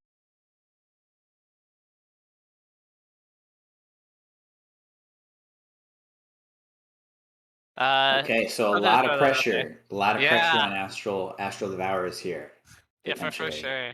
Hmm. Yeah, that is that's scary. They got to pull it together then, huh? Exactly. Don't want to get benched on as a starting team, you know. Yeah, no, definitely not. Uh, I can yeah. I can pull up a little bit of the stats here, just to maybe like throw in what might happen here, real Okay. quick. That is the wrong thing. Apparently that was okay. So apparently Immortal Aegis. This is back on last game, the Hmm. TDK. Okay. Uh, apparently that was his swan song game. So that was his. He was their starter for a hot minute, and then life happens, I guess, and had a schedule change or something like that, and is no longer able to really play consistently. Hmm. And so that victory was his That's his last win. So that's uh, I honestly that's a great way to go out if I had to say one, playing that team oriented style of gameplay. That was and that cool aggressive set build too, just tanking up the entire front line and really putting it to him. So props to Immortal, yeah. and hopefully we'll see him again soon. Okay, looks All right, like but it we're looks going like straight we are to the right into yeah. champ. Okay, Yeah. fine. Cool. Okay. I So we just pulled. got a Yeah. Diana ban, and it looks like another Nunu Hover. I'm expecting that to be locked in. Those are two pretty Yeah. popular bans so far. What do you have for us for some info, though? I don't got much for like champions wise, but like at least for like KDA and kind of things. Looks like Ronxi in Astral Devours are the one who's like been trying to carry the team as Okay. much, and then like Resurrection Gaming looks like not really much going on here. Maybe like for recruit buddy here, but yeah, for sure. I think nothing like too eye catching here on the Okay. stats here. Well, in the meantime, we have a Lee Sin ban, and then a Jin and an Aphelios ban. I think, and then Vigard followed up, and an instant Trundle pick. Okay. Trundle. Just immediate lock No, for them. Trundle's not really good against like into like some kind of poke or like disengage comp because he's Mhm. only good against like huge tanks and like people who run at him. So Yeah. we'll Yeah. see if go ahead. I typically expect to see Trundle picked in response to a tank Yeah, jungler. exactly. Hmm. He's effective in those situations, very effective, I'd say. But now they just don't have to play that way. Now they can just Yeah. choose to not do that. Yep. So interesting. They can go for like some disengage comp and just like kite them out and poke them out. And as you Yeah. can see, a Jinx pick here, you know, very good at just like running away with get excited. So, Absolutely. good pick by Resurrection Gaming here. Mm-hmm. And going for Xin Xin Chao is the answer. Yeah. I mean, Yep, Trundle can steal his AD with his Q, but he's got to get in range to do that. for sure. Not a lot of great stats getting pulled off of a Xin Chao until much, much later in the game. And even then, you would like to have a more valuable target with that ultimate. It's really not going to do that much. So maybe it's a flex. Maybe the Trundle's going somewhere not in the jungle and it's going to be like a lane dominant, I don't know, top lane lethal tempo type of Sure. thing. Maybe that's something that Astral Devourers are comfortable on. Yep, a Trundle top lane can be flexed out. Very good pick as well to counter any like melee ADs. So see how that, and maybe that can be work. A Lucian pick here and going to try and aggressive and be bully out Jinx in the lane. Maybe we can see a Nami with it or an I'd like to see Alistar. it. Okay. Yeah, Alistair locked in. I would have preferred Nami. I don't Yeah. mind the Alistair. Alistair's really good. He's great engage. He's great peel. So I definitely don't mind that, especially paired with the Lucian. And what we've seen so far, you know, Jinx and Xiao, Alistair able to do whatever he wants to either of those champions. So I'm not mad at the Alistair. Yep, he can definitely go in and engage out onto the Jinx, and Braum will be the one to disengage for that. So good Yeah. pick by Braum's the Resurrection answer. Gaming. Yeah, for sure. Good job Yeah. for them. I would have liked to see the Braum on the other side so far, right? I'm not Stack up the anticipating. Yeah, I mean, we have good engage from Alistair. I think that you know that can be useful. I think Lucian is a champion who can get some good burst down. I'm not seeing a way that they're doing that with the Braum standing right in front of them though. So they're gonna have to find some ways to shore up those. Yeah. Okay. The Aatrox ban comes out. Yep, looks like they're I gonna start respect that. targeting. Yeah. So they're anticipating that this Trundle is not in the top lane. They're anticipating that as a Trundle jungle. I would personally be focusing mid lane picks here. There's a Victor. Getting rid of a Victor is great. I think that's fine. Jax on the other side makes me think that Trundle's staying top. The Jax ban makes me really think they don't want Trundle to have to deal with that. That's a hard read, right? Obviously, we have a lot more of this, you know, draft to go, but I'm really starting to think it's Trundle top based on you know what they're trying to shore up here. Yeah, if they ban like another top laner that's like really hard counter to Trundle, a Garen, It's a weird ban. That feels like feels like a focused ban at their top laner. If Resurrection Gaming is like very comfortable on Garen, then maybe that's probably a good thing. But I think Trundles can beat Garen typically, but we don't know yet. So it's still a flex. Could be a flex still. So never know. Then a Scion pick.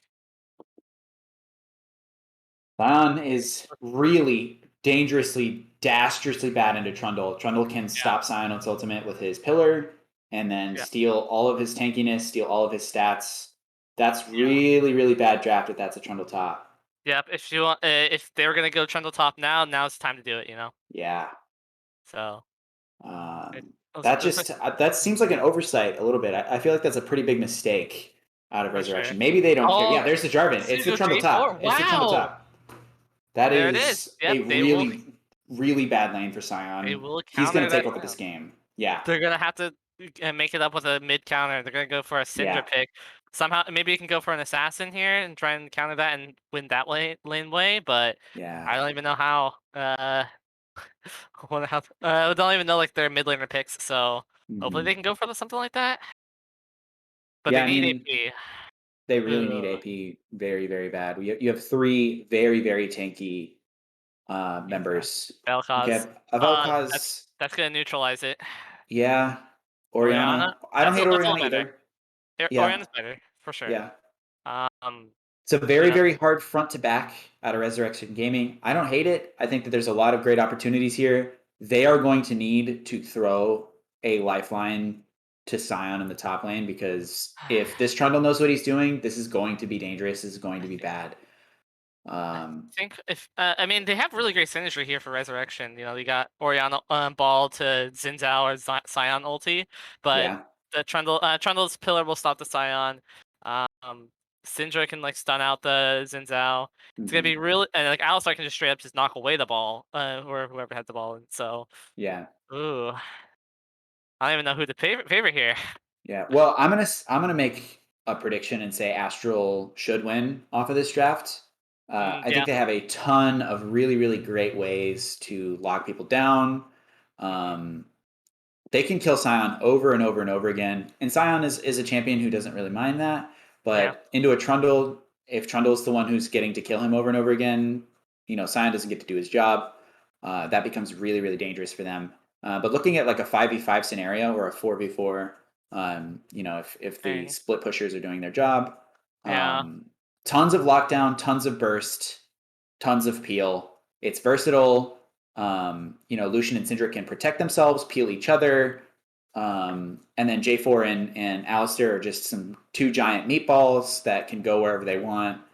I'm really, really preferring Astral Devourers here. That's not to say that, Resurrection doesn't have a chance in this at all. Like I'm definitely not saying Yeah. that. On the other side, like Braum is going to quell any engage that happens almost immediately. Oriana is a great disengaged champ. Xin Shao can disengage with his ultimate. He doesn't like to, but it's a possibility. Yeah, I mean, if you're Resurrection Gaming, what's your game plan? How are you trying to get into this You composition and shut it down? for sure have to play for the Jinx, I think. Jinx scaling is so enormously difficult to deal with in the late game. Mhm. So unless like J4 is like constantly ganking for the Lucian, then you can probably switch your focus to the mid lane and get Oriana. But I think that's probably Resurrection's gaming's plan to like get the scaling people, or at least Jinx for sure, and one who's uh, get her fed as much as possible. And then as for Astral Devourers, I think you would just go straight to top lane and just get that Trundle fed. Because if he's the one that's fed and dealing all the damage, I mean he can basically just 2-shot, 3-shot the ADCs. And if you Yeah, ult the ADCs, I mean that means that Jinx won't just do too much damage into the team fight. So yeah, I think you just gotta play basically like opposite sides of the map and just like get the Rift Heralds, get the dragons, and just trade them out. yeah. I think the later this game goes, the more I like Resurrection. Yep. Just because Jinx is a hyperscaler. I think Oriana scales very well. Obviously, Scion doesn't care, and the later that it goes, the more he gets to not care. Um, my only, concern with that, Xin Shao needs to get ahead, and he needs to do it quickly. He needs to do it early. He needs to be the one getting kills early in the Yeah. game if he wants to impact the game. He could also just say, "Hey guys, I'm just not going to have like a lot of fun playing this game. I'm just going to be a knockup bot, and I'm just going to use my ult to protect Jinx. I'm just going to peel." Um, but he doesn't really have a lot of ways in on most of the targets here, right? If there's Yeah. follow up CC, he has hard CC, but it's on a third Q, which is pretty situational. Or he has the Braum stun, which is also on a fourth auto, which is situational, right? So nobody on. He could be a good ball delivery system, No. I You know, guess. you know what actually be interesting if Scion goes Hull Breaker first item, honestly, and you go like an inting Scion kind of strategy. Just Yeah, just trade, go for plates, and try and just get like the turrets ahead as much as possible, and just open up the map. Because yeah, getting in on that team comp, like we said before, Alistar, Headbutt, Trundle, Pillar, Jarvan, even like Jarvan Ultimate, right? You can't like yeah, necessarily just ult straight into it. So maybe you could just go straight for a split push build with Scion and yeah. go like lethality and just take down those towers. Yes, but also Trundle is uniquely like able to deal with that because he steals AD with his Q, right? So if Scion is walking towards Trundle and has built lethality, he is just giving stacks to Yeah, Trundle to then hit that's him true. with, That's true. right? It is probably the one, it is, if not the hardest counter, one of the hardest counters to Scion top is Trundle. Yeah, and they Um, picked into it too. so Jeez. yeah, And I mean, it's that's not a great, it's a great flex once you see information. But they were given a gift. Astral Devours was given a gift with this top lane matchup. mhm. Unless I'm wildly misunderstanding what is happening here, and it's a Jarvan top and a Scion jungle or something stupid like that, right? I'd highly doubt it. You Yeah. know, we haven't seen a J4 at all ever. I haven't seen a J4 top in like years, basically. Yeah. So Yeah. I mean Trundle top I've seen at least a couple times now. So hmm it has to be Trundle top and then J4 jungle here. Yeah. I mean, yeah. Okay. We're getting Okay. confirmation that it is Trundle top, J4 jungle. So hmm um, precarious at best for Resurrection Gaming. Zinchao's gonna have to spend a lot of time in the top lane, and I don't really even think it's going to be rewarding for them to have him up there. It's just going to make them not instantly in a terrible position against this Trundle pick. There's gonna have to be Yeah. some shuffling or some sort of like very good team play that isn't anticipated by Astral Devourers in order to make up the draft difference just in the top lane, right? In other lanes, we're seeing more even. Um, Obviously, like Syndra's a great pick. It's very blindable. Oriana's the typical response, right? Neither of them are really trying to kill each other too often. Both of them like to get out of lane and help. So that's a lot more fun for us to watch too. I'm definitely excited about that in the matchup. Both of these junglers like to be everywhere early. Yeah. So high likelihood that we're going to see a lot of action pretty quickly. Which means, if Jinx gets fed, she starts to scale quicker. If Lucian gets fed, Jinx is just toast. Yeah. It's gonna be hard ganking that Lucian Alistar lane since Lucian dash, Alistar headbutt, and even the pummel will just be able to like get away from that kind of thing. So Mhm. hopefully they can get that Jinx fed, but I'm starting to doubt that. And then J4 can get easy ganks onto Scion or so. Yeah, My what I'm goodness. seeing in the bot lane is it's going to be difficult for Jinx to die. It should be difficult for Braum to die if he plays correctly. So it should just be a null lane, which is good for Jinx because she likes to scale, right? For sure. But every other lane is like super volatile. If there's ganks mid, right? Like depending on how those ganks go and all of that, it's super volatile. Obviously, we've talked about top lane a bunch. That's super volatile as well. But it looks like we're on the rift, so all of our guessing and posturing can just be proven correct or incorrect. Here we go. Alrighty. Looks like just a standard 5-point from both sides. Just kind of like not make anything, but Uh-oh. Maybe some nah. action. Nah, they're going to back off. That's smart. I think Yeah, Sion Xiao wins that level 1 very, very easily. So for sure, yeah. Syndra doesn't really have too much AD or like auto attacks to deal with any of that, so good for them. But Scion going for that early vision, really get punished. Oh no. There And he it does is. have lethal tempo up top. It has already begun. He knows what the situation is. Had to burn the Already corrupting pot early. Yeah. That is not looking good for the top lane there. And he's gonna Not at leash all. instead of just go back. That is not gonna be a fun lane for Scion there.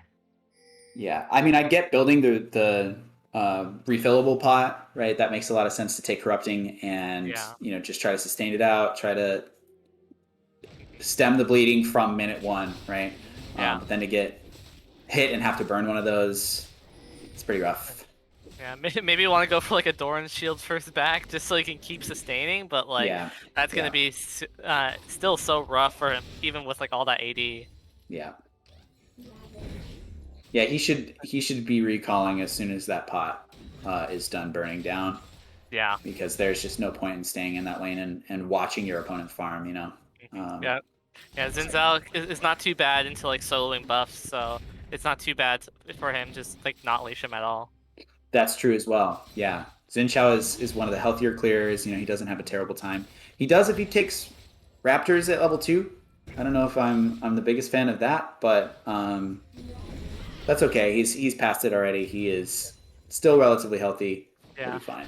I've been seeing like a lot of like Xin Zhao's actually go like red Raptors and then Gromp instead of going for blue buff. So I think that's kind of an interesting like clear pathing, honestly. That is. Looks like he is going to go Wolves Blue and just full clear, though. Sounds good, Get the Gromp and then go straight for Scuttle. Nothing too fancy, nothing too bad. Just going for a full clear. Resurrection, I think, really needed to let this push into them. Yeah. J4 is clearing up, but Xin Shao is clearing down, and they would have a unique opportunity to kind of turn that around. Recruit Buddy looking Already just so about low. as good as we expected him to right now. Yeah. Not necessarily, I don't know who chose the Scion, whoever did, it's their fault. Maybe Recruit Buddy said, I got this, and maybe he will. But as things currently are, the way these champions are designed, not going to have a fun time. Can't stress that enough. Yeah, and J4 already looking to hover top lane. Not looking good for that Scion there. Xin Shao maybe looking bot side. They warded to the Tribe Rush to see if they think J4 will be bot. Wrap around. He's on a ward. This is actually really great, potentially. Okay, he plays it safe. He takes a safe path, doesn't get unlucky. Maybe Xin needs to pull the trigger a little bit earlier. He did have two people, ready. Maybe if he pulls the trigger there, he lives. I don't know. Right? Again, one of the things we talked about was Alistair doesn't care about taking damage. He can push you away. It's not a big deal. So and Alistair also had flash as well, so he can just like push him away, flash out, trade that kind of thing. Not flash isn't even too bad of a thing for Alistair because he'll probably have hex flash, and that kind of thing is really brutal down the bot lane. Yeah, if he does bring hex flash, then that's definitely not the worst thing in the world. I'm curious if he did bring it or not. Oh, there's an engage. Headbutt pulverizes in, but here comes Braum to just negate all of the damage that Jinx would have taken. Yeah. Now, she still took a good bit, but it only Braum keeping her alive. Braum only negated a couple of auto attacks there still, so nothing too good from the Braum there, but nothing. Yeah, not good too engage bad. from Alistair. For sure. Now another headbutt. Flash headbutt pulverize. There's the ignite. That might be enough. First blood going over to Lucian. That's even worse than going over to Alistair, which is what I expected to happen. He does have that hex flash. So they are ready to kill. And Braum is not doing his job so far. Also, Jinx playing a little bit disrespectfully there. Too far up, It's on both of them. But Braum definitely has the ability to prevent most of that damage from happening. I know a flash headbutt pulve is not the easiest thing to predict. So, credit where credit is due to Zaro G, but they're going to have to step it up. They're going to have to really assess how they need to play this lane and kind of refocus because that was not it. I did not see that Braum shield really do much at all during that engage. Maybe Lucian got onto the flank and got around it, but I just don't see that shield just doing much, especially since Alistar can just pulverize and headbutt people out from it. So great stuff for Zaro OG. For sure, and that's what this lane looks like, right? When you play Lucian Alistar, this is what you expect. So, again, good for them. Keep it up, right? Yeah. And it's just looking, even just 6 minutes in, almost a 1k gold deficit. Ooh, stun. There's the Q. Yeah. Okay, good damage. I wasn't sure what was going to happen there. Not really a way to kill him, but something interesting. Okay, there's a great slow. Here's the engage. Is he going to be able to proc that lethal tempo? Not quite enough. No. Doesn't get that range increase. That is so critical for that Trundle there just keeping priority onto that wave, making sure Scion does not get any farm whatsoever. He's 30 CS down. My goodness. Yeah. 17 CS. That's rough. We are potentially seeing a lane gank here from Xin Shao. I'm expecting Scion to try to push this wave out. Trundle not warding river. Can spell messy things, but that Trundle stealing that AD might make a difference. Yeah. He's getting a little overconfident. It looks like Xin Shao really wants to gank here. He's trying to stem this bleeding. He's trying to get his buddy able to farm a little bit more. Headbutt pulve. Yeah. Here comes the trample. Not going to happen. He's going to land the stun. They're going to get some damage down onto Braum, but Braum's able to pop that shield and say, I'm not going to care about that. Yeah. And I favor... This is kind of more what I expected these trades to go like. It sucks that it kind of took a death on Jinx for them to figure that out. But now, Alistair is super low. Braum's poking him with the Q. Jinx is stepping up and hitting the W, hitting some rockets. This is pretty standard what I expected this lane to look like. But here comes Jarvan. Jarvan's in this Tribe Rush. Syndra's here as well. They're looking to dive. They really want this dive. Unfortunately, Resurrection able to, keep that wave back. There's a stun and a great block of an ultimate. That's a flash. Recruit Buddy's just dead. I don't know if you saw it because we kind of came in quick, but that was an ultimate burn from Scion because Tolkien was just able to use that pillar and knock him completely out of it. Had to blow the flash, and then after the flash, still dies. Yeah. That is a terrible matchup. I'm telling you. Yeah, it's awful. The moment you get in front of that Scion ulti just to stop it, you can just straight up go on him. He has no way to like peel or get off from that. So great stuff by that Trundle, just engaging onto that Scion and stopping him, even after like pillaring firsthand. But I really hope that Recruit Buddy said, "Yeah, I'll take the Scion," because if he was told to play that and is forced to deal with this right now, I feel terrible for him. But if he's like, "Oh yeah, I got this," then this is like, yeah, man, okay, you need to learn a lesson here, right? So hopefully he's the one who chose it. I really hope that he chose his own fate here. I think they may have just thought like, oh, Trundle jungle. They just thought that immediately and went Scion because they just go for his comfort pick. But another gank here. That is so bad, so sad. He does have his teleport up, and the wave is pushing in. He's not going to lose CS here. But he is demoralized, I can imagine. For sure. Getting ganked in this sort of lane is just like... Yeah, so it feels to me, Astral of Hours has read how terrible this matchup is, and they're putting some pressure in, they're putting some weight behind this Trundle. He's going to be a win condition for them if they're smart. Looks like he's going Sunderer, that's standard. We are still not sure. There's a long sword built on Scion, so that feels like inting to me, if there was ever a time to have that happen. He can go Hull Break, he can go Lethality. Yep. So... Go for that split push build, try and like, basically be... Early Herald. Early Herald.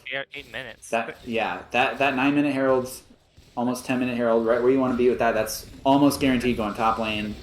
And Scion cannot get much priority onto that lane. Xin Zhao already bot lane. Orianna's actually freezing probably, so can't really do much about it. At 70 farm, 10 minutes into the game, 0 KP. He's got to do something. He's got to start moving. He's got to start getting some stuff done because this is going to start to get bad up there. Yeah. Everywhere else, everything's relatively even, right? We see very similar CS scores. We see very similar damage coming out. In the minimap in the top lane, oh my god, and he gets stunned into the wall. And Roxy's there as well. Yeah, that's just a bad Scion ulti. That's just going to be a kill. That's just tilt. I have to imagine that's just tilt, right? Because that was... You never want to... I mean, maybe he was trying to avoid the knockup from Jarvan, that flag and drag, but... Oh, man. Okay, Xin Zhao's here. That's a very, very aggressive play. They have the heal. Jinx is not going to die. Great ultimate, great Glacial Fissure. In comes Xin Zhao. Ult from Jinx is going to miss. How much can the Jin Man do? He still has his heal. He might be able to live here. He's got the heal. Oh, there's a great W from... Oh, actually, no, Jinx got that. Okay, never mind. Yeah, so they end up getting one. Xin Zhao dies as well, though, so 1 for 1. Not really what you want to see, especially... Oh, well, no, one of the kills went onto Alistar. And you may have missed it, but Braum missed his Q onto the Lucian there, and he would have just died straight up into the... He missed it by the brush, so if he didn't miss it, he would have just died before he hit the tower, and unfortunately... That's crucial. That's crucial. Xin Zhao does not die there. Yeah. Yeah. If he didn't have the tower dive, Xin Zhao would not die, and that would just been a 1 for 0. Good gank, but unfortunately, I did feel a little bit desperate for Xin Zhao to continue that play and to engage like that. I think Jinx might have had it with just the rocket. Oh no, but Zaro G is not where he should be. Not at all. He's gonna pulverize back the other way. How much does it matter? He just pops the ultimate and starts taking 0 damage. Yeah, Xin Zhao's going to have a terrible time this game unless he's trying to hit pretty much just Syndra after she's used her E. They just got to go for these desperate plays at this point. Scion's just going to be really useless in the late game. They got to make sure that Jinx scales up as much as she can, even against that bully Lucian. But I don't know when Trundle got his Sunderer, but he's got it. I think it was like a 10-minute Sunderer. Already. That's pretty early, holy. Yeah. Yep. That's rough. That's not good, guys. That Trundle will have pure priority in that lane. There's no way Scion can win this lane anymore or salvage this lane. But it looks like they're just gonna trade that top lane for a dragon here. Yep. If there's time, oh, J4 going in, Okay. flag and drag into Cataclysm. Jinman is there. He's focusing the right target. Jinx is gonna die. Xin Xiao's shield goes down. He dies to Syndra ult. Yeah. Yeah, J4 just very ill-equipped. J4 getting a to deal with their beautiful team. 4-man ulti. Orianna Yeah, had that the was flash. really great. Orianna had a flash. J4 had to get to the chase, and Syndra and Lucian gets to poke them down while they're in that Cataclysm. So Yeah. 2-0 for Astral Devourers. Yeah, they are, playing like a team who is potentially playing their last game if they lose. So props to them. So far everything has been great out of them. No real mistakes that I can even find so far. Maybe there's a way Lucian lives in the bot lane, but even then it was a 1-for-1 trade. So good stuff from them. Wow. Astral Devourers not getting benched tonight. They really don't want, they really want to win this game. For sure. Bit of an overstay in the bot lane. If they keep, staying here after Jinx has been able to base and spend some of her golds, might be in trouble. Might see a dive from the top lane, maybe. Scion already half health, Trundle full health with ulti and flash. Yeah, he is recalling. But Scion will recall, Yeah. so He looks like has he'll to just- play that respectively like that, or respectfully rather. I think Trundle just gets towered here.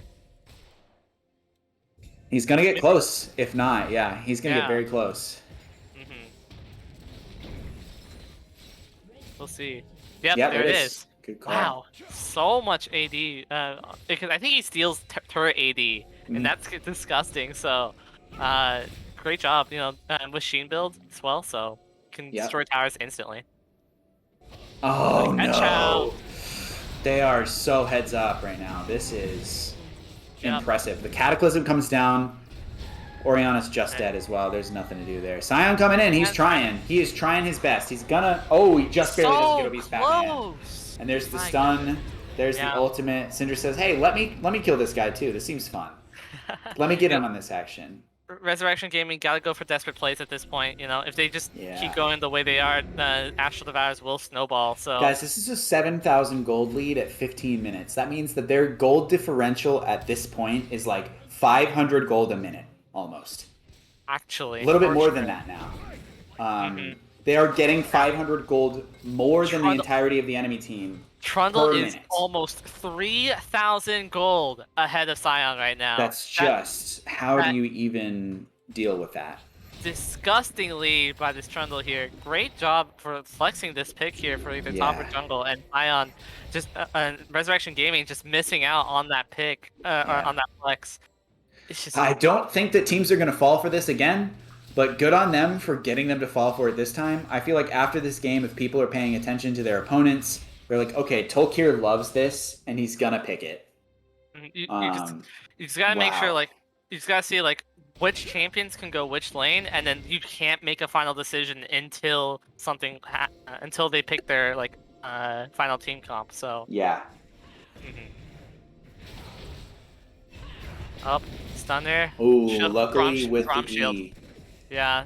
For Does give- sure dead if he doesn't have that shield there. Yep, does give damage reduction, I think about 30%, so would definitely made a difference here. Getting a catch on Jinx here. Oh no!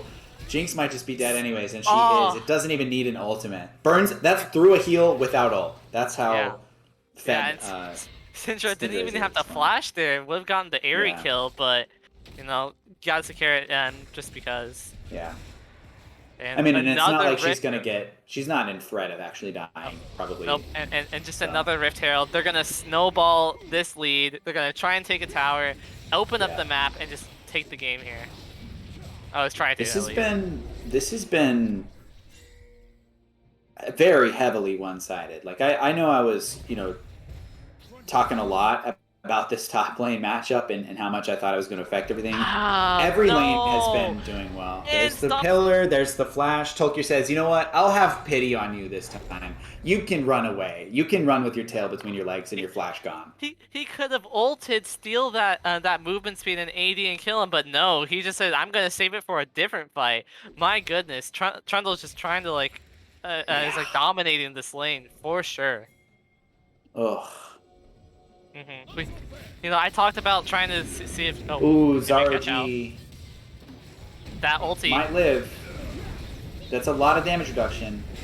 Bit of a... He's going to flash. He's going to have to blow his flash. Nightcrawler going to use his ultimate to disengage. Double stun from Syndra, though. Nightcrawler going to have to burn his flash out of the Cataclysm.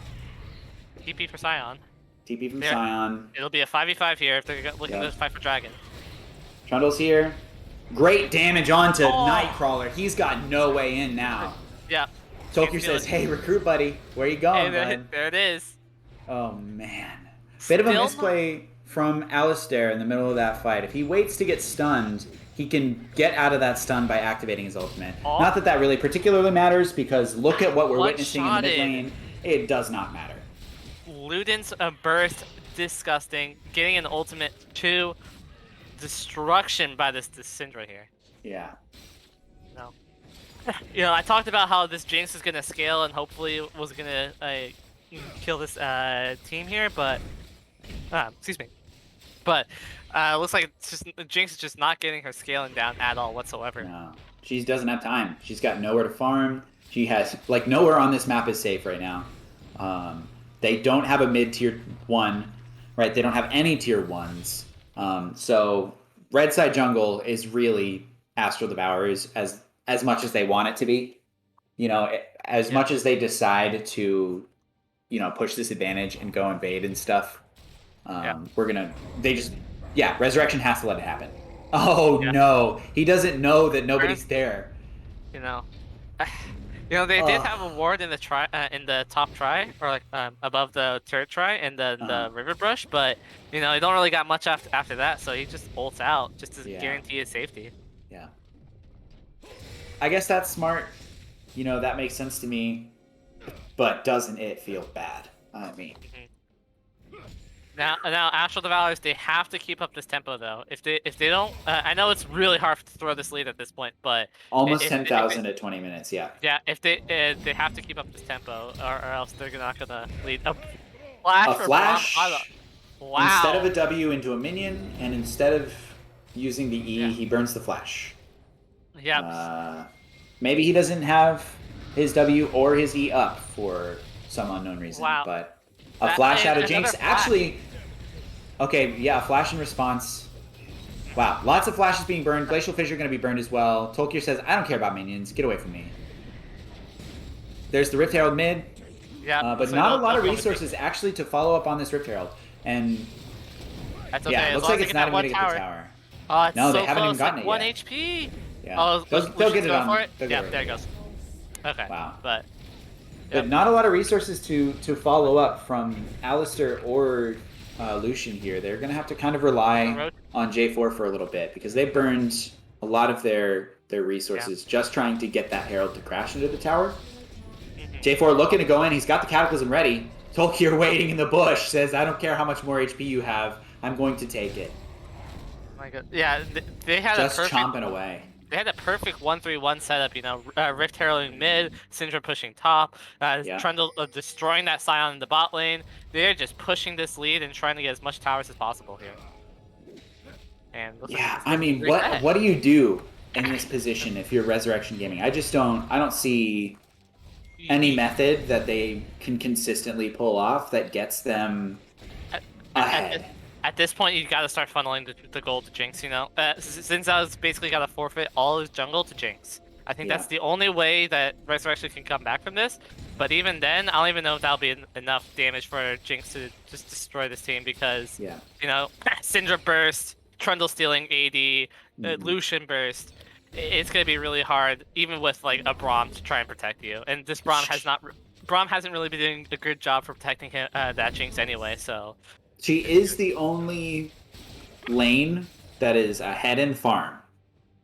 True. So credit, I guess, where credit is due. Jinx is trying her damnedest to keep her farm up, keep that gold income. I was gonna say, hopefully she's ahead in gold or like even in gold with the Lucian, but as you can see here, 800 gold difference from that Lucian Jinx. It's not looking good for her. No, and that'll just be the assists. That'll be all the towers that have gone down with Lucian in range. I mean, like you say, Trundle, Syndra with like almost. Syndra with 9,300 gold. Trundle with almost 9,000. Lucian with 8,000. Jinx only having 7,000, and everyone else is like 6K. 6 and 5K. It's- 5.5 on. And it's on top. 23 minutes into the game. Yeah, It's that is not- just. It is not good for Resurrection. They are almost doubling.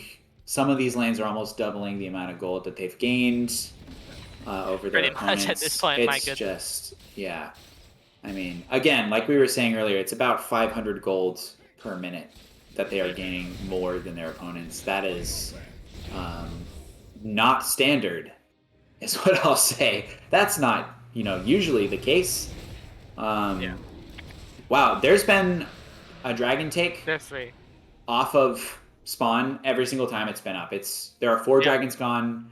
It's a 5-minute respawn timer. First one spawns at 6 minutes. Good objective control by Astral Devourers here. If they may want to go for a Baron, they could. You have these 3 lanes pushing. They have priority to go for this. And they're so strong too, so they can fight. If they're looking just to bait it as well, they can just do that for sure. Yeah, they get to force this, and I think that you're right. I think that's what they should be doing right now. I don't know that farming is really going to be getting them all that much. Look at that attack speed! Oh my goodness! Yep, that'll be lethal tempo. Yep, and even though he's behind that goal, it was just mostly the towers doing damage to him. Ooh, critical ultimate there from Nightcrawler. If he doesn't do that, he is for sure dead. So good on him. Great J-Man getting dangerously low, actually. There's the Super Mega Death Rocket. He's going to obviously be able to dodge out of the way of that.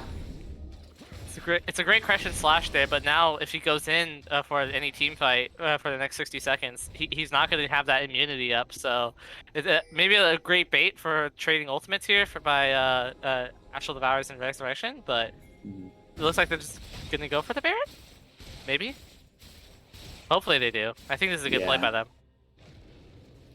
We did get a reset out of Alistair, so I think he's going to buy wards, and maybe they're just going to try to put it in the position to. That was interesting. I think she was. I think Syndra was trying to let him get it, and then realized, they're too close. It's not worth it.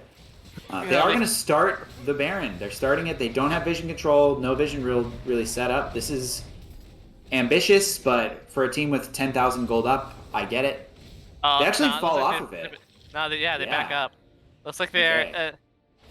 You know what would actually be an interesting build for Trundle here? I think you should go Bork. Because if you're just gonna keep matching the Scion and he's gonna keep building tank, I think you want to counteract that as much as possible. I don't disagree. Sure. I think Trundle is definitely one of the champions that can benefit from that. Hopefully that's his next build, but I mean he has a cloth armor, so maybe he's looking for some kind of tinky build. I'm not entirely sure. Maybe Death Dance actually. Now I'm thinking about it. That could go into a chain Death Dance would be really good. Yeah, that could go into a chain vest. Oh, Roxy wants it. Beautiful. Great stun there, but no follow up, unfortunately. He was in that bush. He was proccing those Qs so that he could get more damage off of his ult, and then his whole team kind of left in there a little bit, so he had to burn the stun and just disengage it. But Tolk here, I don't think is backed in a little bit. I'm curious how much gold he has on his person versus how much. So he's got about 2,000 in his inventory. So we will probably see pretty soon what his intent here is. I do think Death Stance would be a great purchase. It's really good into Jinx, really good into Xin Xiao. I don't know if he necessarily needs it though. I do agree. I think a Bork would be cooler. Oh no. For sure. Yeah. And he's got the blast cone, so he thankfully gets to stay alive because of that. But a good bush cheese. There we go. There's the flag and drag. There's the cataclysm, and a flash from Jinx means they should be able to disengage here. Yeah. Flash out of Braum. I don't know if it was 100% necessary. And it was a 3v4 too. They they just had to got the jump on them. Surprise just makes it all the difference. Well, they just have to be respectful. I mean, you have to know at this point in the game. Oh no, we are terribly far down. Here's a Mega Death Rocket, gonna just miss entirely. I think Trundle's Scion trying his damnedest. There's the pillar. No damage by that Scion. Can't stop that tower. Baron at 4k health. Baron getting low. There's 4 of them here. They're gonna try to contest it. I don't hate this. And a great secure from Syndra. Neither of the junglers doing their jobs. Looks like Zinshao missed the smite. Both teleports have come through. There's a flash over the wall, trying to peel for his team. He knows that's just about all he can really do. A stun's gonna land. Wrong way on the Braum shield there. Doesn't really matter. Both of them are gonna die anyways. Trundle's gonna run down the Scion. Is he going to? Actually, yeah, nope, there it is. Okay. Yeah. Cool. Looks And they like can just end it. here. Yeah. This is 5-0. Scion's technically still alive. We're gonna get that ace notification here in a second if it didn't already happen. They've got the Baron. They've got an insane amount of gold. Trundle hasn't recalled. He's got probably 2,500 sitting in his pocket. 4,300 actually. How about that? My And goodness. this is almost a 20,000 gold differential in 30 minutes. What else is there to say besides look at the gold graph? That's incredible. Good game by yeah. Astral Devourers. Yeah, just kind of ran a clinic. That'll happen. Draft was really rough. Not, the best draft in the whole universe. On the side of Resurrection Gaming, trying to be nice to them. Obviously they are probably very tilted after that loss, so don't need to rub it in anymore. Resurrection Gaming just missing that Trundle pick. They need to know what are flex picks and what are not. If they see a Trundle, you can't assume automatically it's been specifically one role. You got to make sure that each champion is it can be go into any other lane. Mm-hmm. Yeah, I mean, just picking Scion there, anything else. Anything else, and it goes better. It doesn't go well, it just goes better. Yeah, we discussed that they can't really pick tanks into this comp since the Trundle was picked, and look what they saw. They saw a Scion pick, and that was not the pick that they wanted. You needed to go something else. Yeah, I get it with the Zinshao. I think Zinshao is a fine pick when you see a Trundle, if the Trundle ends up being in the jungle. But please, please, please confirm that. PSA, make sure you confirm what roles are happening against you before you lock something in that could be terrible, because you lose by almost 20,000 gold before 30 minutes, and that's just how it goes. But we have the man of the hour here in Tolkien. We have how is that gift? Is today your birthday? No, that's actually next Thursday. Next Thursday. Okay, well. Early birthday gift right there. Yeah, Recruit Buddy said, "Listen, man, I know your birthday is next week. Just here's a free win. You can have a free game. You can have a blast playing it too. There was a couple different times where you just threw that pillar up right when he ulted, and he just had a terrible time. But so one thing I am curious about, because at the beginning of that draft, we saw that Trundle just blinded, locked right in. Typically, Trundle is reserved for counter pick in the jungle when tanks get picked, right? But you guys were confident. So walk me through that decision to blind pick him, and be so aggressive in that stance that, yes, we want Trundle. We're going to show up on it. So both me and the jungler, we both play a decent amount of Trundle. I love playing Trundle.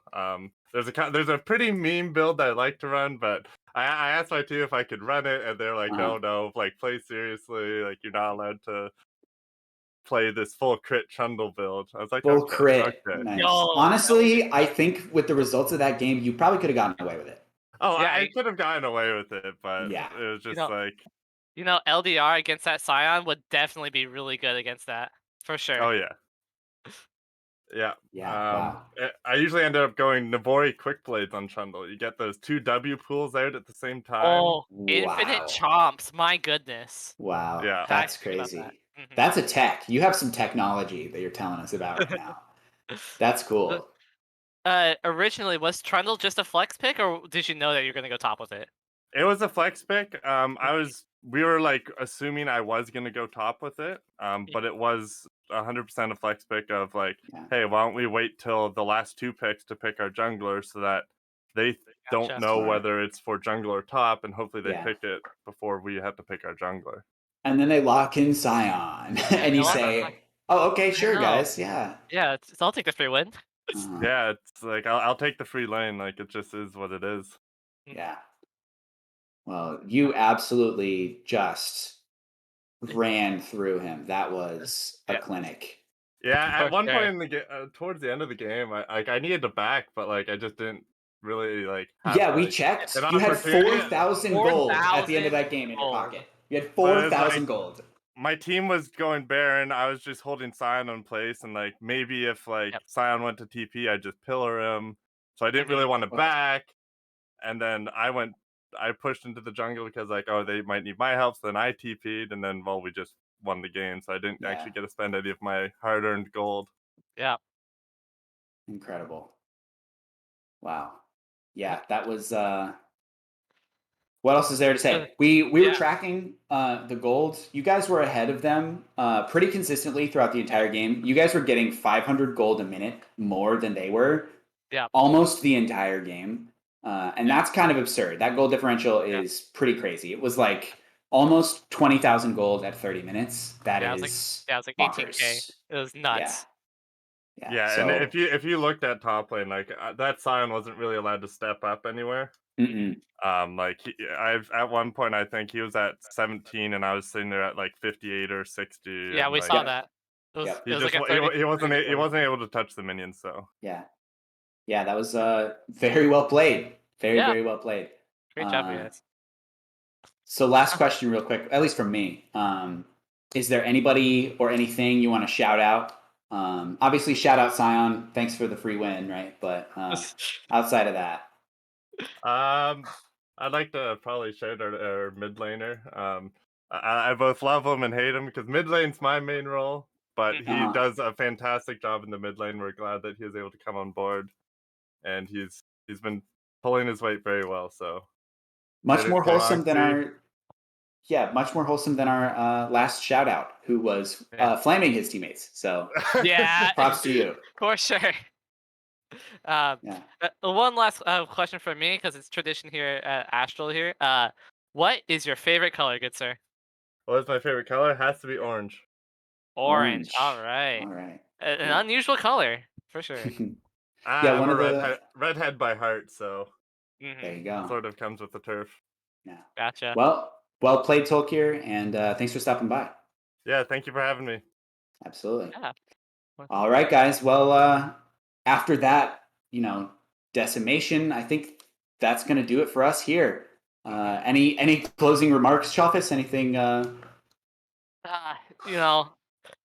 don't even know what to say. Those two games were just two completely stomps. I haven't seen the last two, the previous, first two games, but those last two games, just absolute domination by both teams of Astral Devourers and Dark Knights. Yeah, props to both of those teams. They definitely showed up.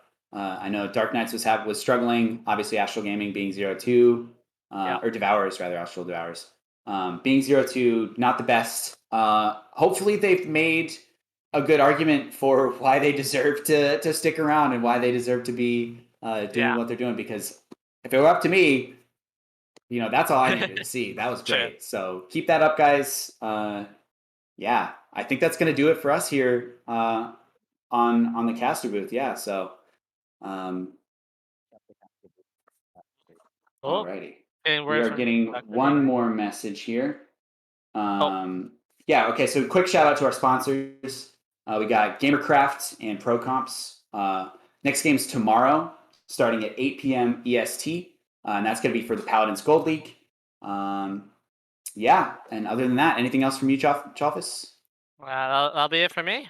I hope you had fun casting with me and watching these absolutely. Games. That was a blast. Heck yeah. All right. Well, thanks for watching, guys. See you next time.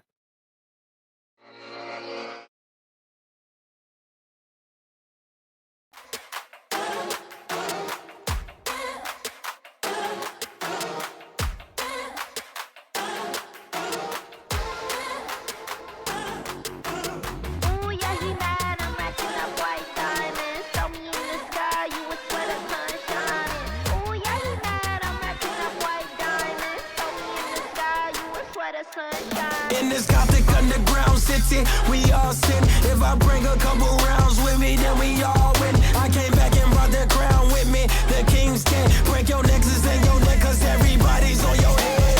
Just like kick your butt, go run them up, then paint my nails. Never learned to raise my hand, was too busy raising hell. Everything I know I am, you should go and save yourself. Thought you had my number, huh? Congratulations, played yourself.